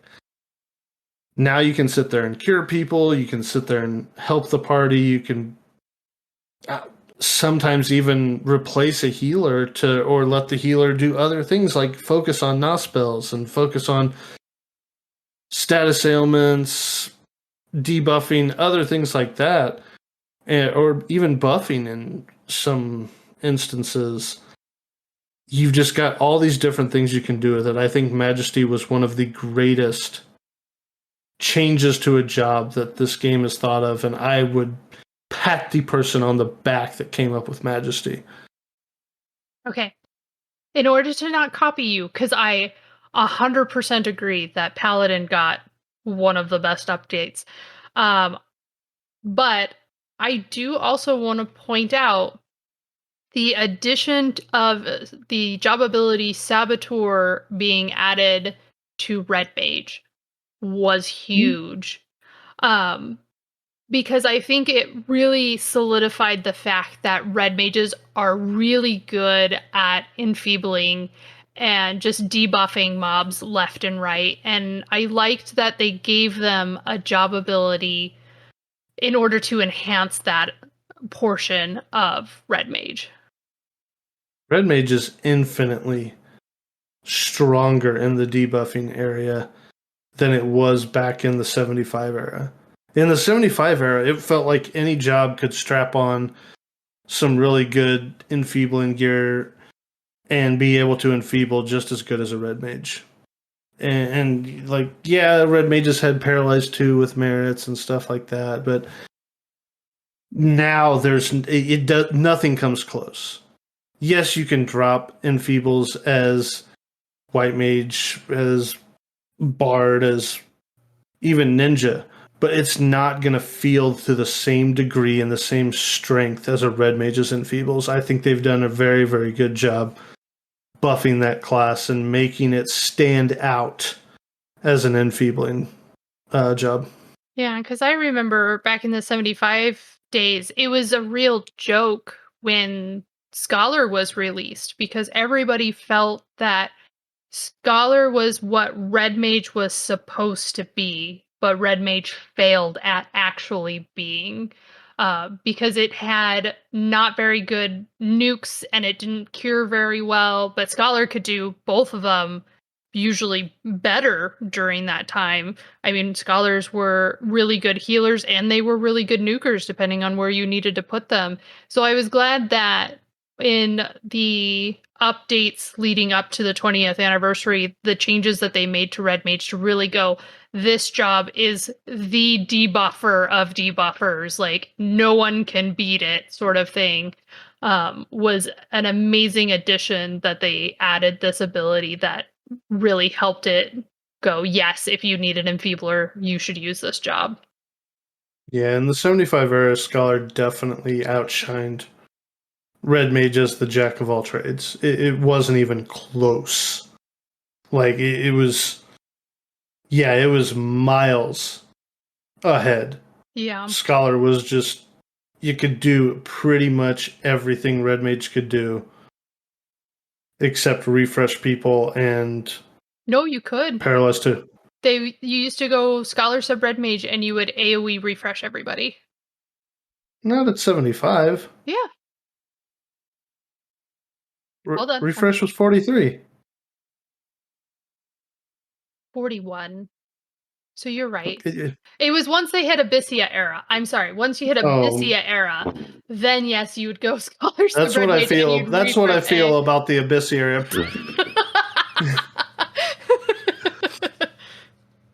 But yeah, it was just really crazy. You would have a scholar that, even though they didn't have refresh natively, they had sublimation, which was really good if you were a main scholar to be able to get all of your MP back. Versus having a red mage that had to cast refresh in order to get their MP back. I mean, yeah, they had convert that they could use by themselves in the 75 era, but eventually Scholar got that too once it went to 99 because it's only a level 40 ability. Yeah, I was just talking strictly 75 era, and Scholar just took a fat, steaming dump on Red Mage. Yeah. I mean, refresh wasn't even that potent back in the day. Okay. Now we're going to take an opposite turn on this one. Oh Out boy. of the 5-year job changes, what was the worst job change? The worst The job change? worst. Something that they added to a job that either didn't help the job or had very little impact to the job.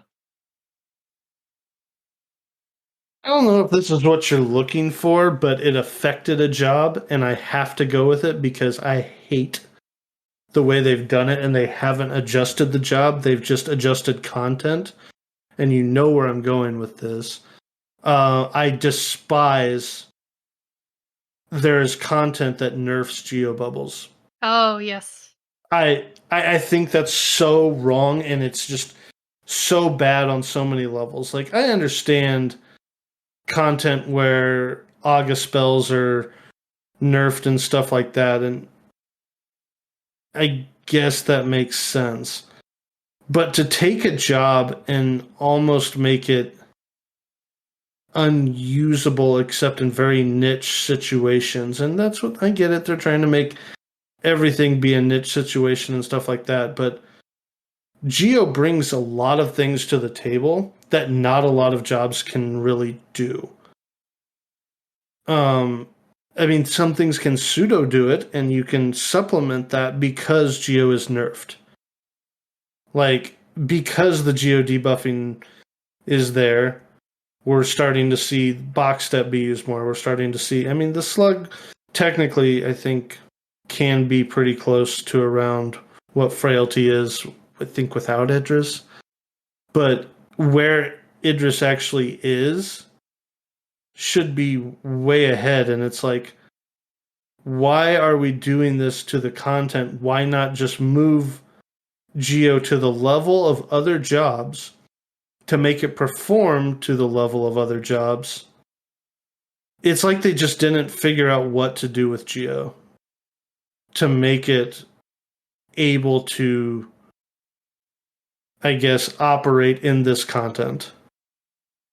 Yeah, I remember before the Geo nerf, people were doing death burns, and that was the primary way of beating the Ryzen Jima mobs. A lot of people weren't doing melee burns, they were doing Black Mage death burns because the geo bubbles that you were using were so overpowered that it was better to use Magic Burst and Magic Bursting Death of all things more worth it. I mean, I even remember coming back to the game from my 3-year break and being like, oh, I'm going to get my G Horn, I'm going to get Bard up, and I'm going to get all the things for my Bard, and it'll be great. And people were like, LOL, why are you doing Bard? Geo trumps it so badly. And at the time, that was true. Bards weren't really utilized because they would just put a Geo in there and you'd get way more attack than you would with even having all 5 minuets going. It was so ridiculous how much stronger ND Friori was comparatively to minuets. And that's why they nerfed it a whole lot. But I don't like that not only did they nerf it, they now made things resistant to it, to where it's like you got double nerfed instead of just having the one nerf of you fixing the Yeah. issue with the bubbles. So I can see that. I don't understand why they just don't get Geo to a sustainable level of, okay, we're on par with everybody else. Because where Geo can excel and where Geo can be used, it's the top of its class because nothing touches it, which is good in some fashion and not good in the others, because it's like, why take away the job's ability to perform in all situations when most jobs can perform in almost all situations now? Yeah. It is kind of a bummer to see a job that was so well known being so good at what it did to now being like, oh, your buffs are or your debuffs are now 75% resisted. Well, why are we just gonna put a different job in your place that can do something?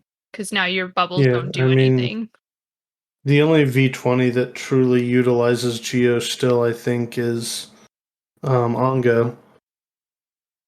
For the And nuking that's just big. capability. Yeah, it helps out the black mages because of the D-int and everything like that. So uh, I think that is the thing that annoys me the most as far as changes that they didn't do it to the job, but it's so it's so drastically affecting the job that I think that goes in that category. Yeah, I have one that's actually different than the Geoderf. Mine was so bad that they ended up reverting it, and it Oh made no, me here so it happy comes. that it was when they were trying to do the Afflatus Solus and Misery change on White Mage, and it had to do with Sacrifice and Asuna.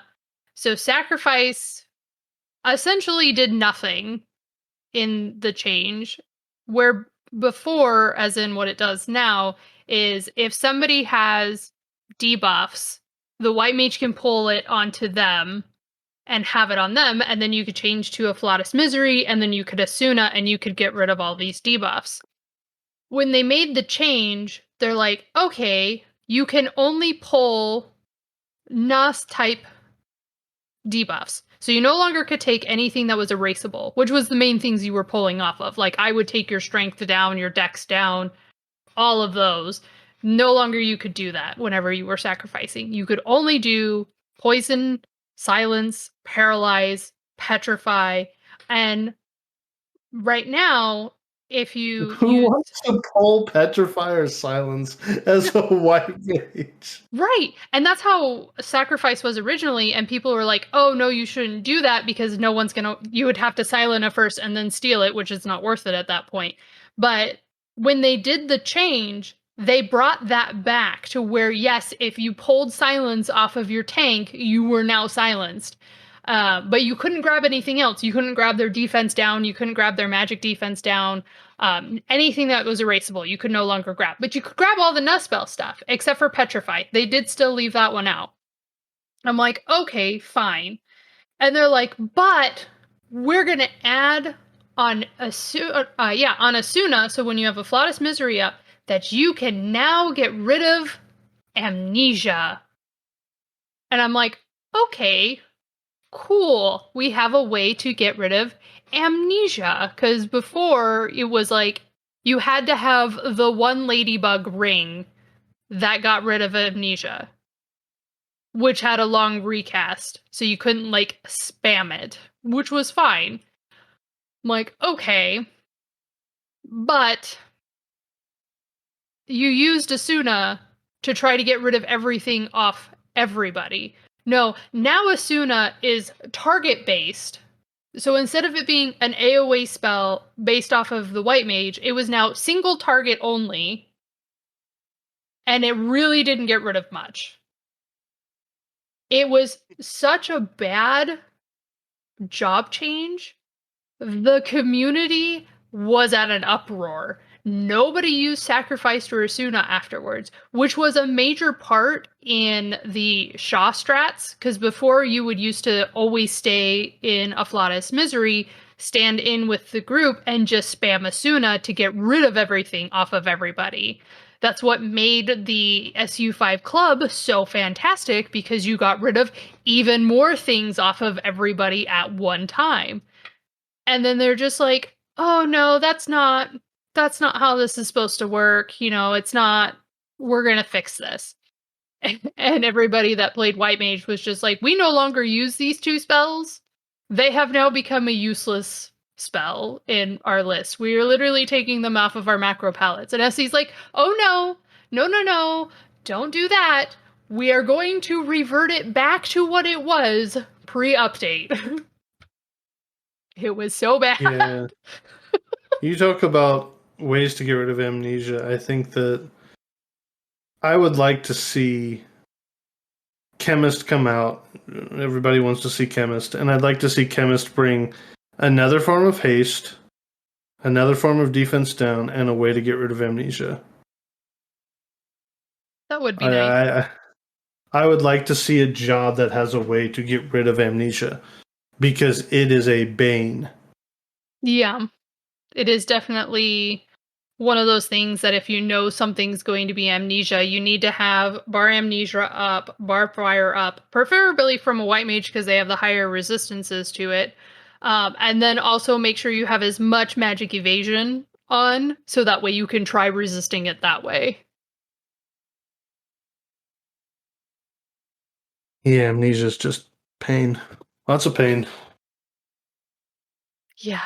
I mean, it sucked that we got rid of really the only viable thing that got rid of this terrible buff or debuff. But at the same time, I'm like, I'd rather have the abilities back to the way they were, because they were actually useful. Well, now they're not.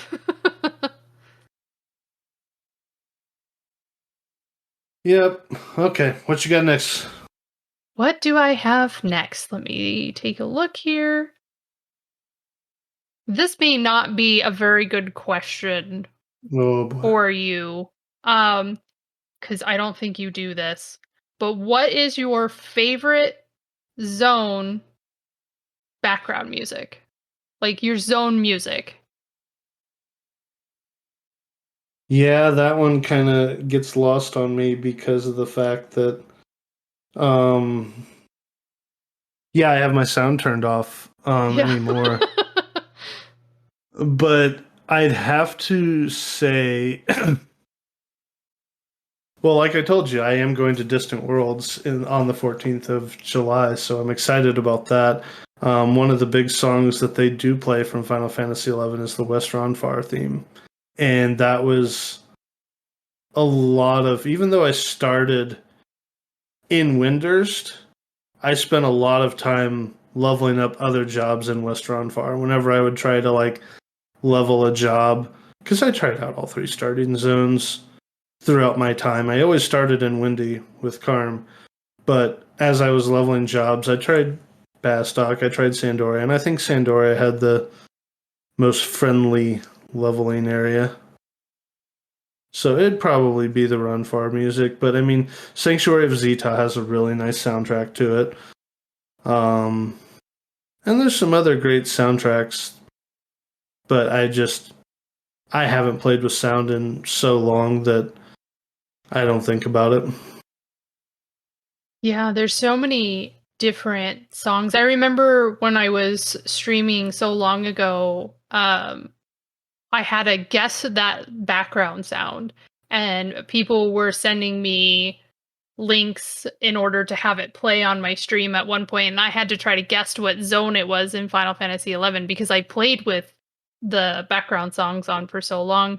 Now I play a lot of techno music when I stream, so you don't hear a lot of them anymore. But mine's kind of a tie. Sandoria, right? It's not Sandoria. I hate Sandoria. I hate the bagpipes. South Sandoria S, the past, is not so bad. They still have bagpipes. They're not so bad. Present day Sandoria in general is awful. I hate being that zone. That's the only zone I will mute the music in because I hate it so much.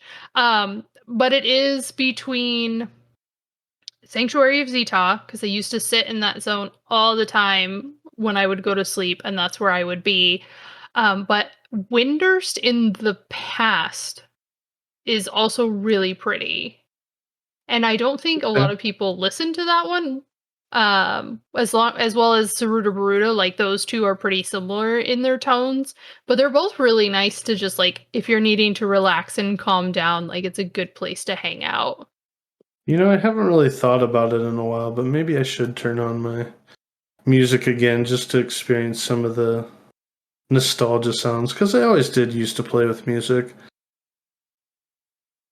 Yeah, I do. I guess I heard them so many times that I was like, yeah, I'll just listen to YouTube playlist and stuff like that. Yeah. I know, like, a lot of the times I don't like listening to the battle music very much because that's, like, the one overwhelming thing that you hear constantly, especially when you're like, when I'm on a mage job, I have it set to where it doesn't play the battle music unless I'm actually engaged. So when I play white mage or bard or anything that doesn't actually engage, I'm happy I don't have to listen to it. But when my main was warrior all the time, like, the battle music was just every time I hear campaign music in the past, I think of Final Fantasy X battle music, and I'm like, I'm so tired of battle music. I loved Final Fantasy X's soundtrack. Oh, I just Everything love battle about music. Dun, dun, dun, dun. That's what campaign music sounds like to me when you go to the past. Yeah. And it's like, dun dun dun dun dun dun dun dun. And I'm like, oh, I don't want to listen to it. I did so much in Final Fantasy X. I did like everything possible in that game. I love that game. But we're not here to talk about Final Fantasy X. We're here to see what next question does Clericsai have? So many questions. Okay, what is your favorite mob type? I guess I should just say mob. Favorite mob in the game, whether it's fighting this particular mob, the way it looks. I mean, you could random out different ones depending on like if you want to put them in categories, but you don't have to. You could just pick one. You know I can't choose just one.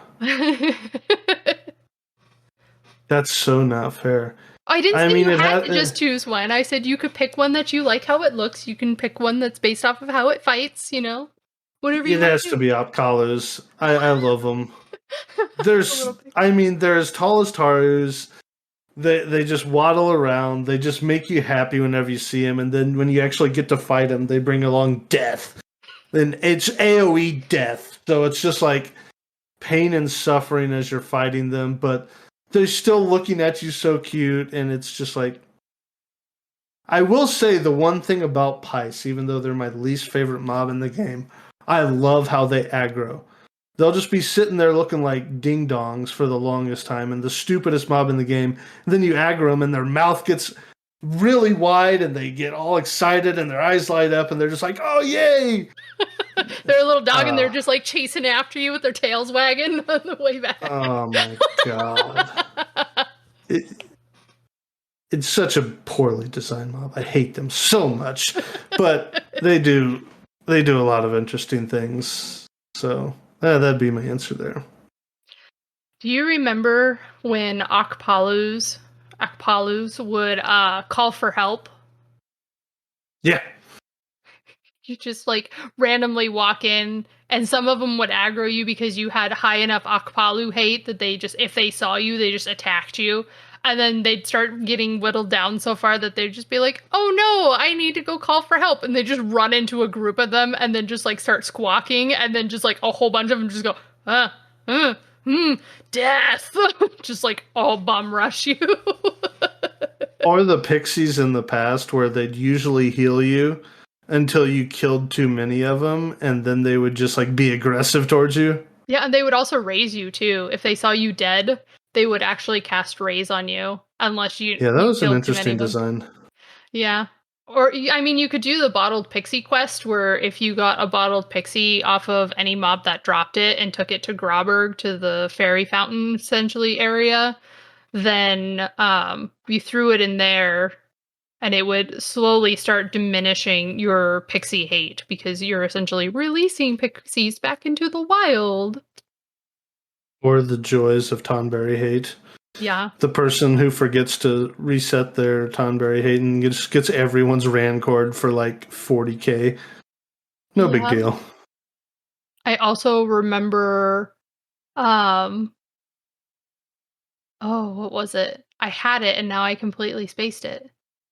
Oh, the rumor that used to go around with pixies where if you did the bottled pixie quest so many times, they would start appearing in present day Vana'diel.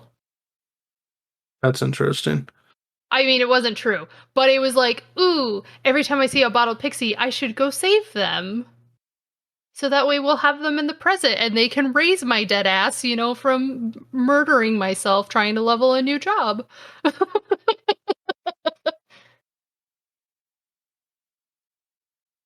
You So know, what's your favorite mob? what's my favorite mob? Yep. I have so many. I mean, Okpalus are up there because they are adorable little penguins that murder your face really badly.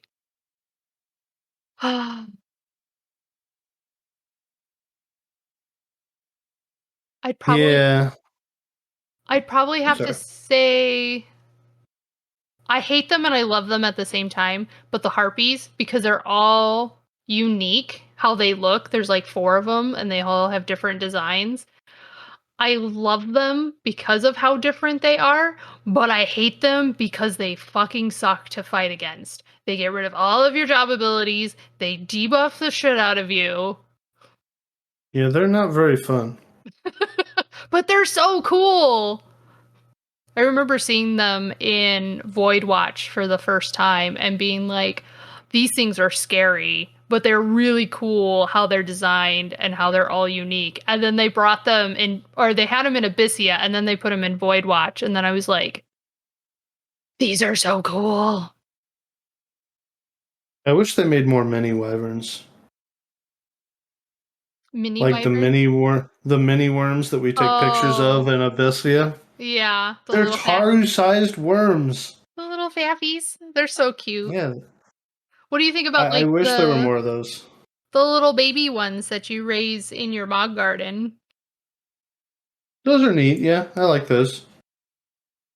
You're just not so excited about them. You're just like, yeah, they're okay. No, I'd like to. I mean, mock gardening was almost a chore to me. It was like, I agree. Yes. I mean, it is gardening, so it is supposed to be a chore. So it kind of took the enjoy. I've never been one to enjoy dailies or stuff that's just grindy blah. And it's weird that I don't like this stuff, and I've played this game for so long because that's what the game has been based on for all these years. But I don't know. I don't like missions. I don't like storyline. I enjoy in-game content. That's what I enjoy.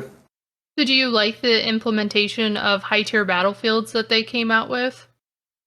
Yeah, I think high-tier battlefields are a good thing. Now I know you haven't done many of the master trials, but what do you think when they added master trials into the game, um, which now are getting easier with us having mastery levels? But Yeah. did you like the concept of the master level or of the master trials, I guess? So many master things in the game now. Honestly, I like anything where it seems like the devs have really taken the time out to think about everything in a very deep fashion, where it's unique, it's different, and that's why I like Salvage. That's why I like Dynamis. That's why I liked all the different events that I've enjoyed over the years, is because they're different. There's a lot of thought to put in. That's why I like Omens so much. It's unique. It's different. It's got a lot of thought put in it, and I appreciate that about the event. I kind of wish they would remake Nizul. I mean, they had Nizul Isle, which was difficult, which was complete RNG. Then they came out with Neo Nizul, which I didn't feel was as much of an upgrade from regular Nizul Isle. The gear was better in all sense, and that was great. But I kind of want them to come out with a eye level version of Nizul Isle and have people do that. I think that would be cool. Yeah, the old Nizul climb was fun. It was a fun time. I remember hating it at first because nobody could freaking do floors 1 through 5 apparently. Like after you got past 1 through 5, like you could do the rest of them really easily.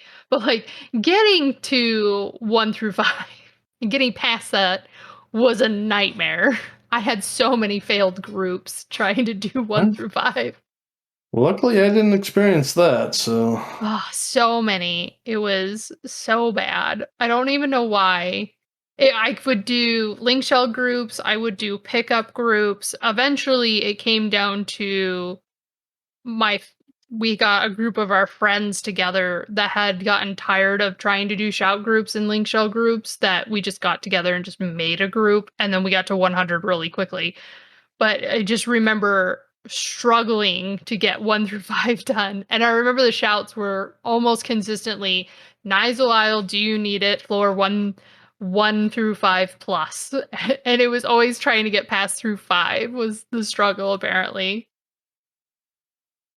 Yeah, I didn't experience that. But of course, my salvage group was also my Nizul climb group, so we were a pretty strong group. And you took my second part of the question I had when I was gonna ask you what your least favorite mob was, and you already answered that, so I can't ask that question now, so I have to remove this from my list real quick. Oh, so sorry. Oh, no. Um, but let's kind of get slightly back to the 20th anniversary and SE being so secretive. With them being so secretive, and the only thing they've kind of come out with is a Twitter notification where they showed a picture of Matt, which is the same picture they used when they were talking about the May update in the beginning and going, hey, there's going to be a new quest with Matt. And now they're just like, you guys might be able to exceed your limit again with Matt, sort of thing. And I'm like, oh, are they talking about like an actual limit break, or are they going to be raising master levels higher than 30 now? What do Yeah, you it's think? it's it's an interesting thought. I do not believe we will exceed 99. I don't think that's ever coming. The mastery levels are interesting. I don't know how high they will go, if they'll go all the way to mastery level 100, if they'll go all the way to mastery level 99, what they'll do. I don't see a world where this game exceeds the 99 cap. I just don't. Now, I said that in the 75 era too, and was one of the people that bandwagoned off the game when they went to 80 because I just didn't. I couldn't accept the change. I put it straight out there. I just couldn't accept that change. I didn't take it well. I took a break from the game. I decided to come back eventually, and here I am. But I just don't think we're going to exceed 99 for a good while. As long as the duration we stayed at 75 was, I don't think we're moving from 99 for a while.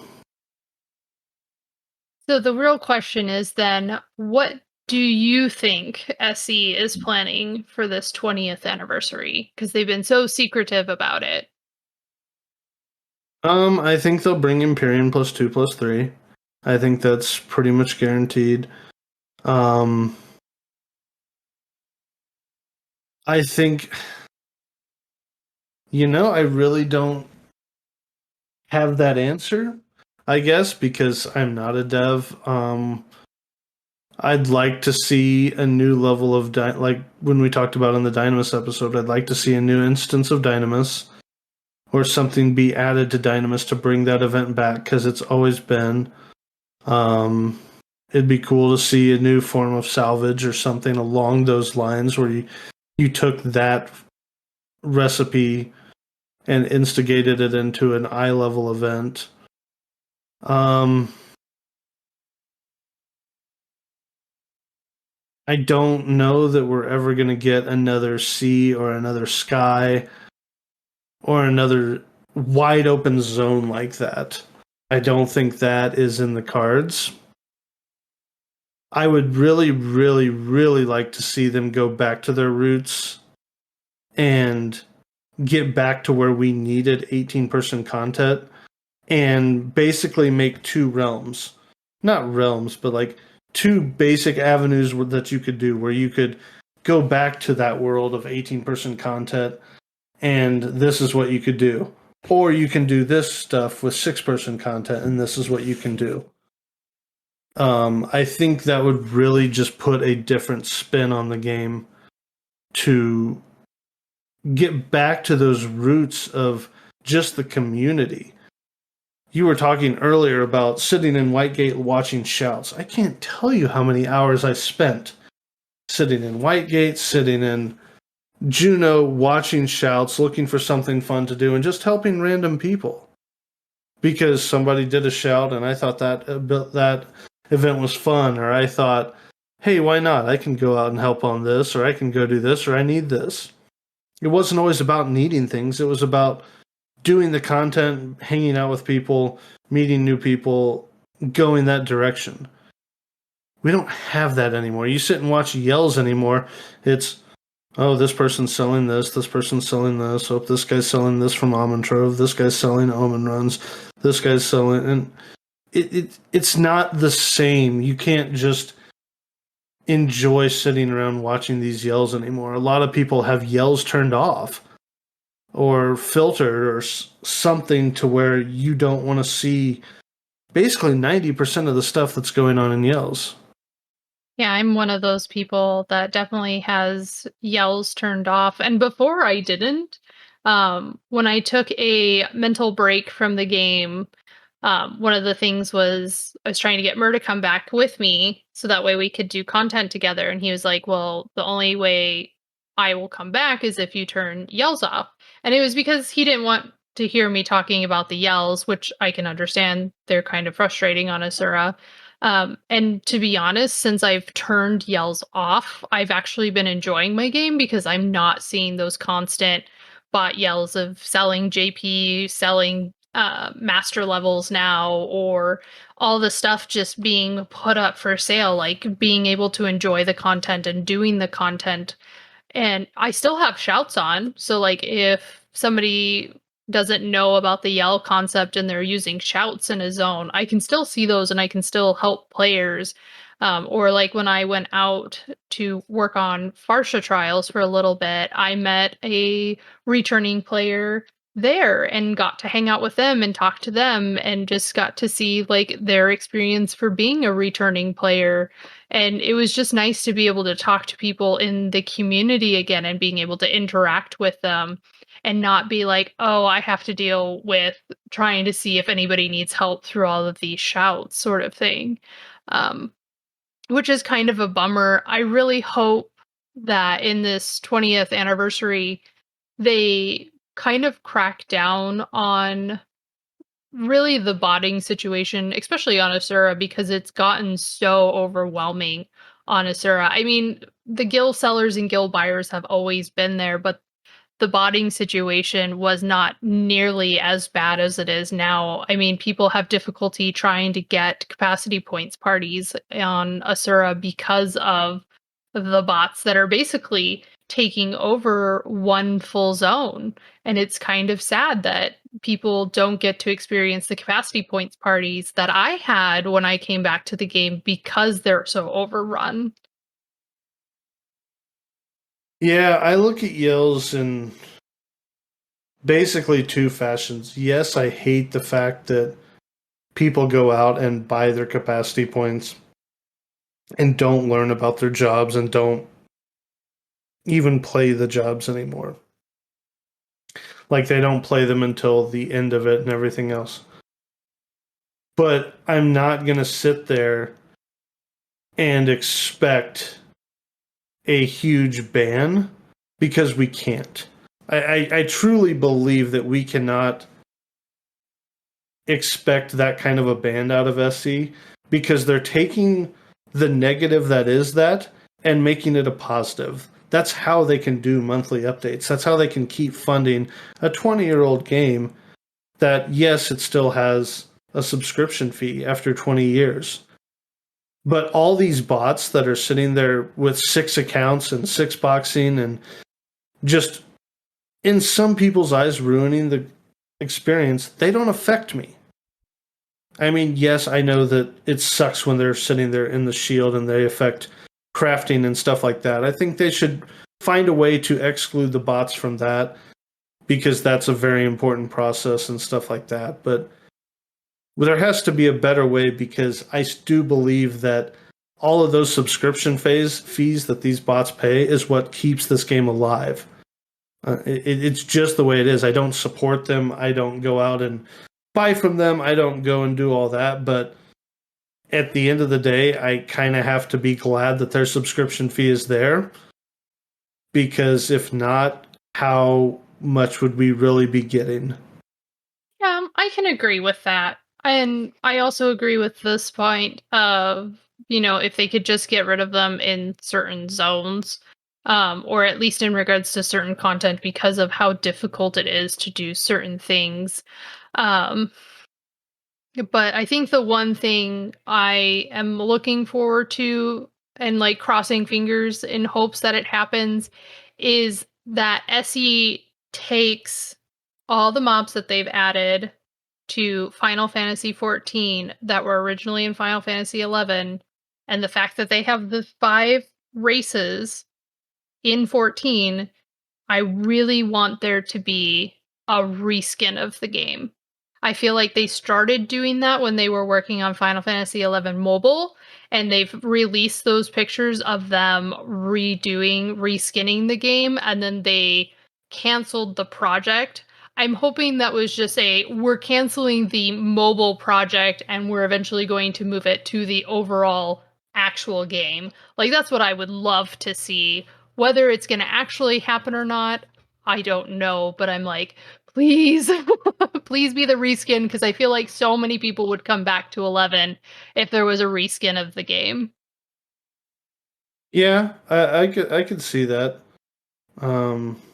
It'd be interesting. It'd definitely be nice. The capacity to do it is definitely there, and that's one of the things that they could do once again with all the extra subscription fees that they're getting from these cheaters and people that don't play the game the way it's supposed to be. But that's why I think SE has gone to this 6-person content a lot, is it lets you segregate out the people that aren't playing in a way you believe and play your own way, and mix together with people that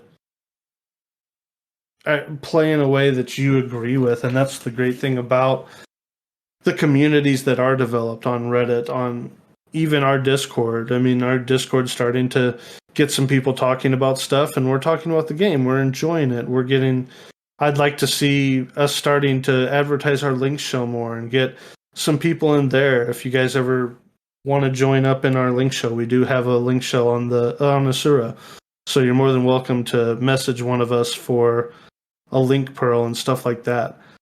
The big thing that I wanted to accent or emphasize with the 20-year anniversary is they are doing a lot of return to Vana'diel promotions on the game, as far as like buying it new, things like that.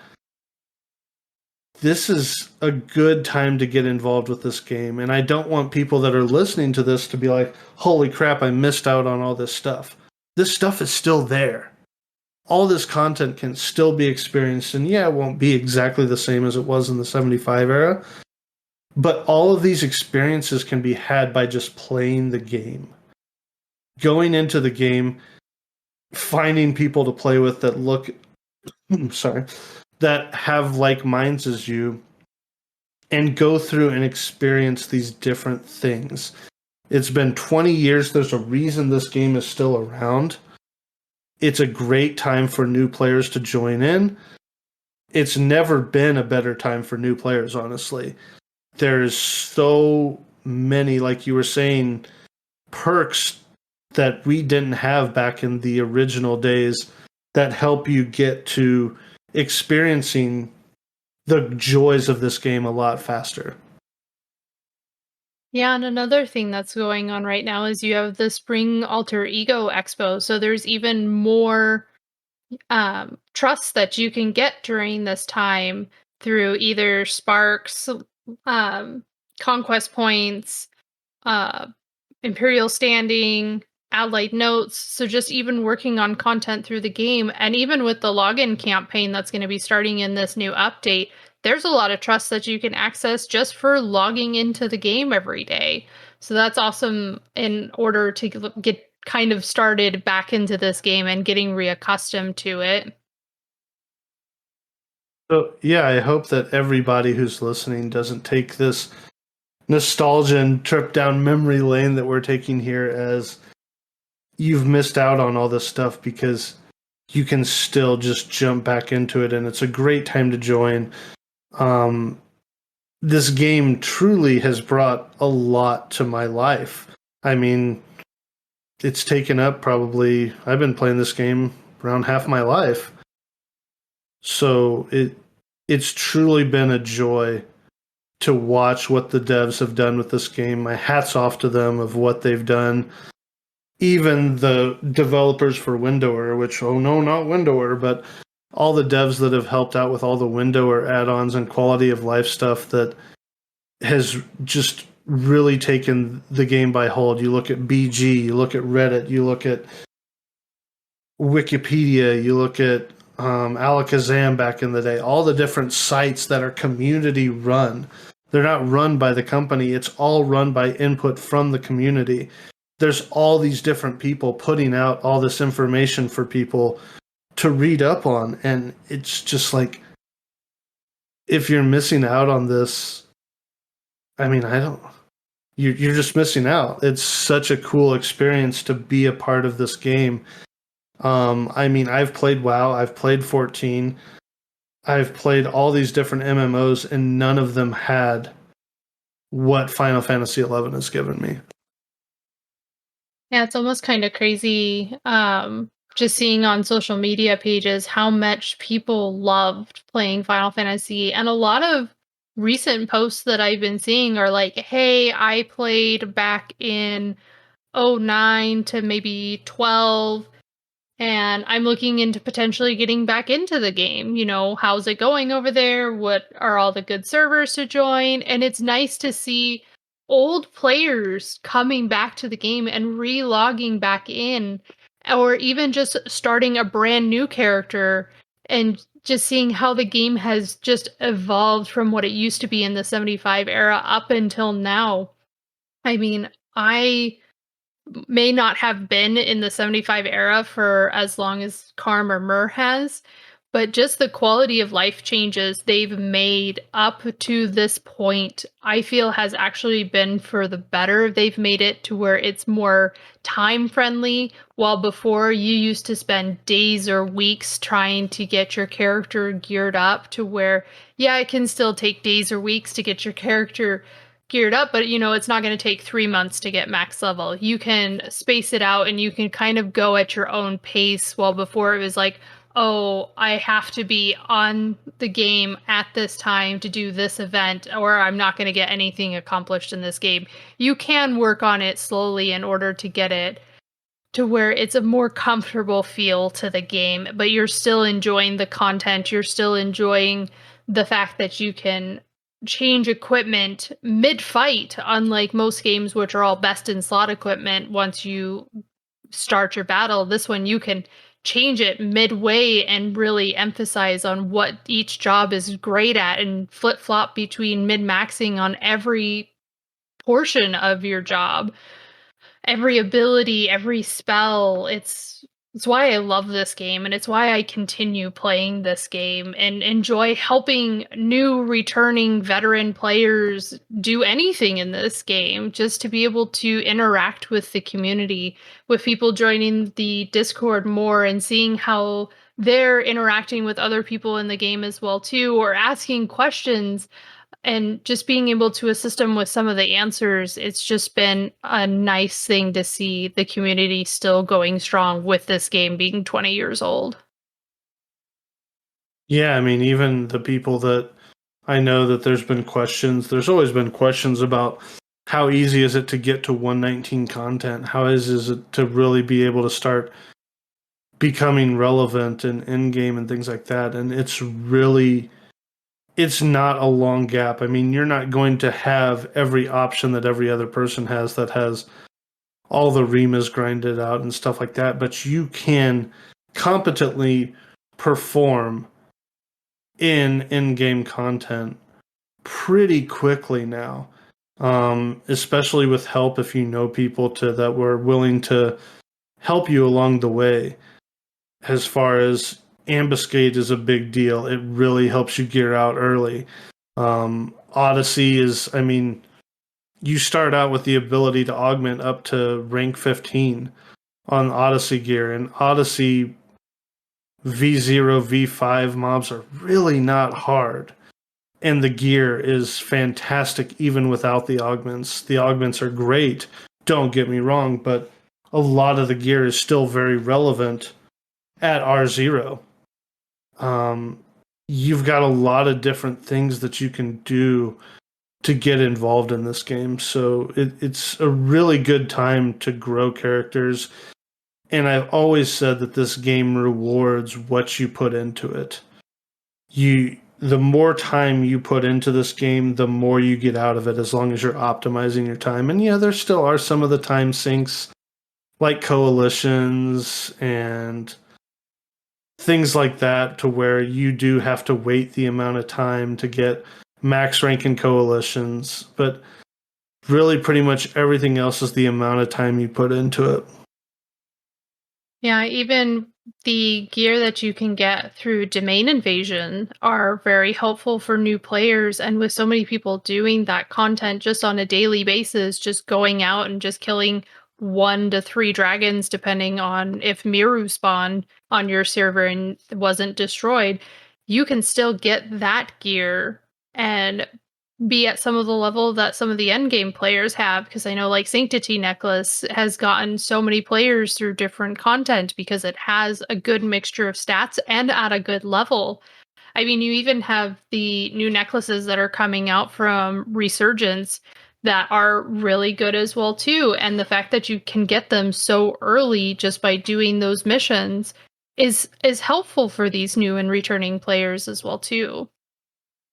Yeah, and even when we don't defeat Miryu, um, you still need beads. Like just doing the dragons, getting the domain evasion points, you're building beads as well to get your Aeonic weapons, which are a great start into anything. Most of the Aeonic weapons can be your intro into most content. There's many options to get involved in content, and most of what you do in this game is not the gear you have, but how you use it. And yes, you will hit a point where you're like, holy crap, I really want this piece of gear because it'll help me do this. But you're starting to understand why that piece of gear is useful, not just because everybody has it and I just want that. You're understanding why that this sword is so great or this great sword is so good or blah blah blah blah. You're actually building sets around it and understanding, hey, this set would be really optimized with this weapon or with this piece of gear. Yeah, unlike it used to be in the 75 era where the relics, Empyreans, and well, relics and mythics were so rare and uncommon because you would need an 18-man alliance. They've made it easier, one, because of the level increases and the gear increases, but they changed Dynamis, the original Dynamis, completely. And I know we have a YouTube short where we talked about the procking system in original Dynamis and Dreamland zones to where it's easier to make relic weapons. So if you're looking on a strong endgame weapon, that's an easy option that you can go towards if you don't want to deal with the assault grind, the salvage grind, Nizel grind for getting mythics, or if you don't want to have to worry about the trial grinds and NM Abyssia procking system in order to get an Empyrean weapon. The relic weapons are still viable, and on some jobs, you need them. Like Annihilator on Ranger is so good, especially if you don't want to gain hate very quickly. It's one of those really good early weapons that you can get, and you can just pop the pouches or use the weapon to get your bullets, so then you don't even have to spend gil on getting ammunition for your weapons on a range class as well too. Yeah, there's tons of options in this game. This game is limitless to what you can and cannot do. There really isn't much that you cannot do. So I don't want people to get discouraged because they don't see huge changes in the May update. The fact that we are still getting monthly updates, monthly changes, monthly things to be excited about is incredible for a 20-year-old game. Yeah, and I'm so glad to see it's continuing, and even looking at the conversations between the Square Enix CEO and the head director of Final Fantasy XI, just talking about the future of Final Fantasy XI and how it exceeded their expectations when it originally was released up until this point. And the one thing that I noticed in all the interviews that they kept posting was how much they want to actually see Final Fantasy XI continue, because they've seen so much of the player base coming back and just doing so many things in the player base, and the community is just growing. And it was kind of surprising because when I saw the ending cutscene for Rhapsodies, I'm not going to spoil anything, it was an overwhelming remembrance of the entire game and just the experience you did in the game. And I was like, oh no, are they trying to be like, this is the last hurrah of the game? And they did say at the time they thought that was going to be like their final hooray for Final Fantasy XI, because they thought the game was going to be going downhill. But with how many people they've seen returning to Final Fantasy XI and enjoying the game and talking about it on social media, talking about it on BG Wiki, talking about it in Final Fantasy Auction House forums, just how much the community just is growing even with it being so old, and they just want to see it continue. They came out with that shirt line for all the Final Fantasy games, but they also did include 11, and usually when they do these multiple Final Fantasy games, they don't typically have their MMOs join it, but they had Final Fantasy 11 on there, and they picked the Archangels, which when you think of Final Fantasy 11, most people think of Shantoto because of the Dissidia games. So the fact that they brought in a very notorious fight with it being Divine Might and having to fight the five Archangels, it was just a nice ode to the game, and the conversations of them going, we want this to continue. It was like, okay, they might actually put effort into this game beyond like the mini updates they've been doing every month. They want it to continue, and it's so great to see. Yeah, I think the future is bright. I don't think it's panic time by any means since the update hasn't come. I think it just means that they're working on something big. I, I would not jump overboard yet. But as always, feel free to message us on Discord. Feel free to jump in, leave us a comment on YouTube, send us an email. Anybody who wants to join the link shell, feel free to send Cleric Sai or myself, Karma Satel, on the game on Asura. You're more than welcome. Feel free to join up. And Let us yeah, know if you need look out for. I was gonna say, let us know if you need help with anything. If we're usually not busy doing something, we can also assist with that as well too. I mean, I like helping new returning and veteran players with just even questions that they have while in the game as well too. Watch out for the shorts, tips, and tricks on the YouTube channel. Watch out for the monthly ambuscade videos. We try to make sure that we're giving everybody the entire chance that they can to take their game. I haven't done it all episode, but take their game to the next level. You just had to slide it right in there. Yeah, it didn't feel complete without that, but now I feel good. So thank you everybody much for joining us for this May 2022 update, as well as our little nostalgia trip with it coming to being the 20th anniversary of this great game. Have a great day, or day, night, whatever time it is for everybody. Have a good time enjoying the game. Thank you so much for joining us. You guys all have a wonderful day or night, like Fern was saying. Take care. Bye bye. Stay classy.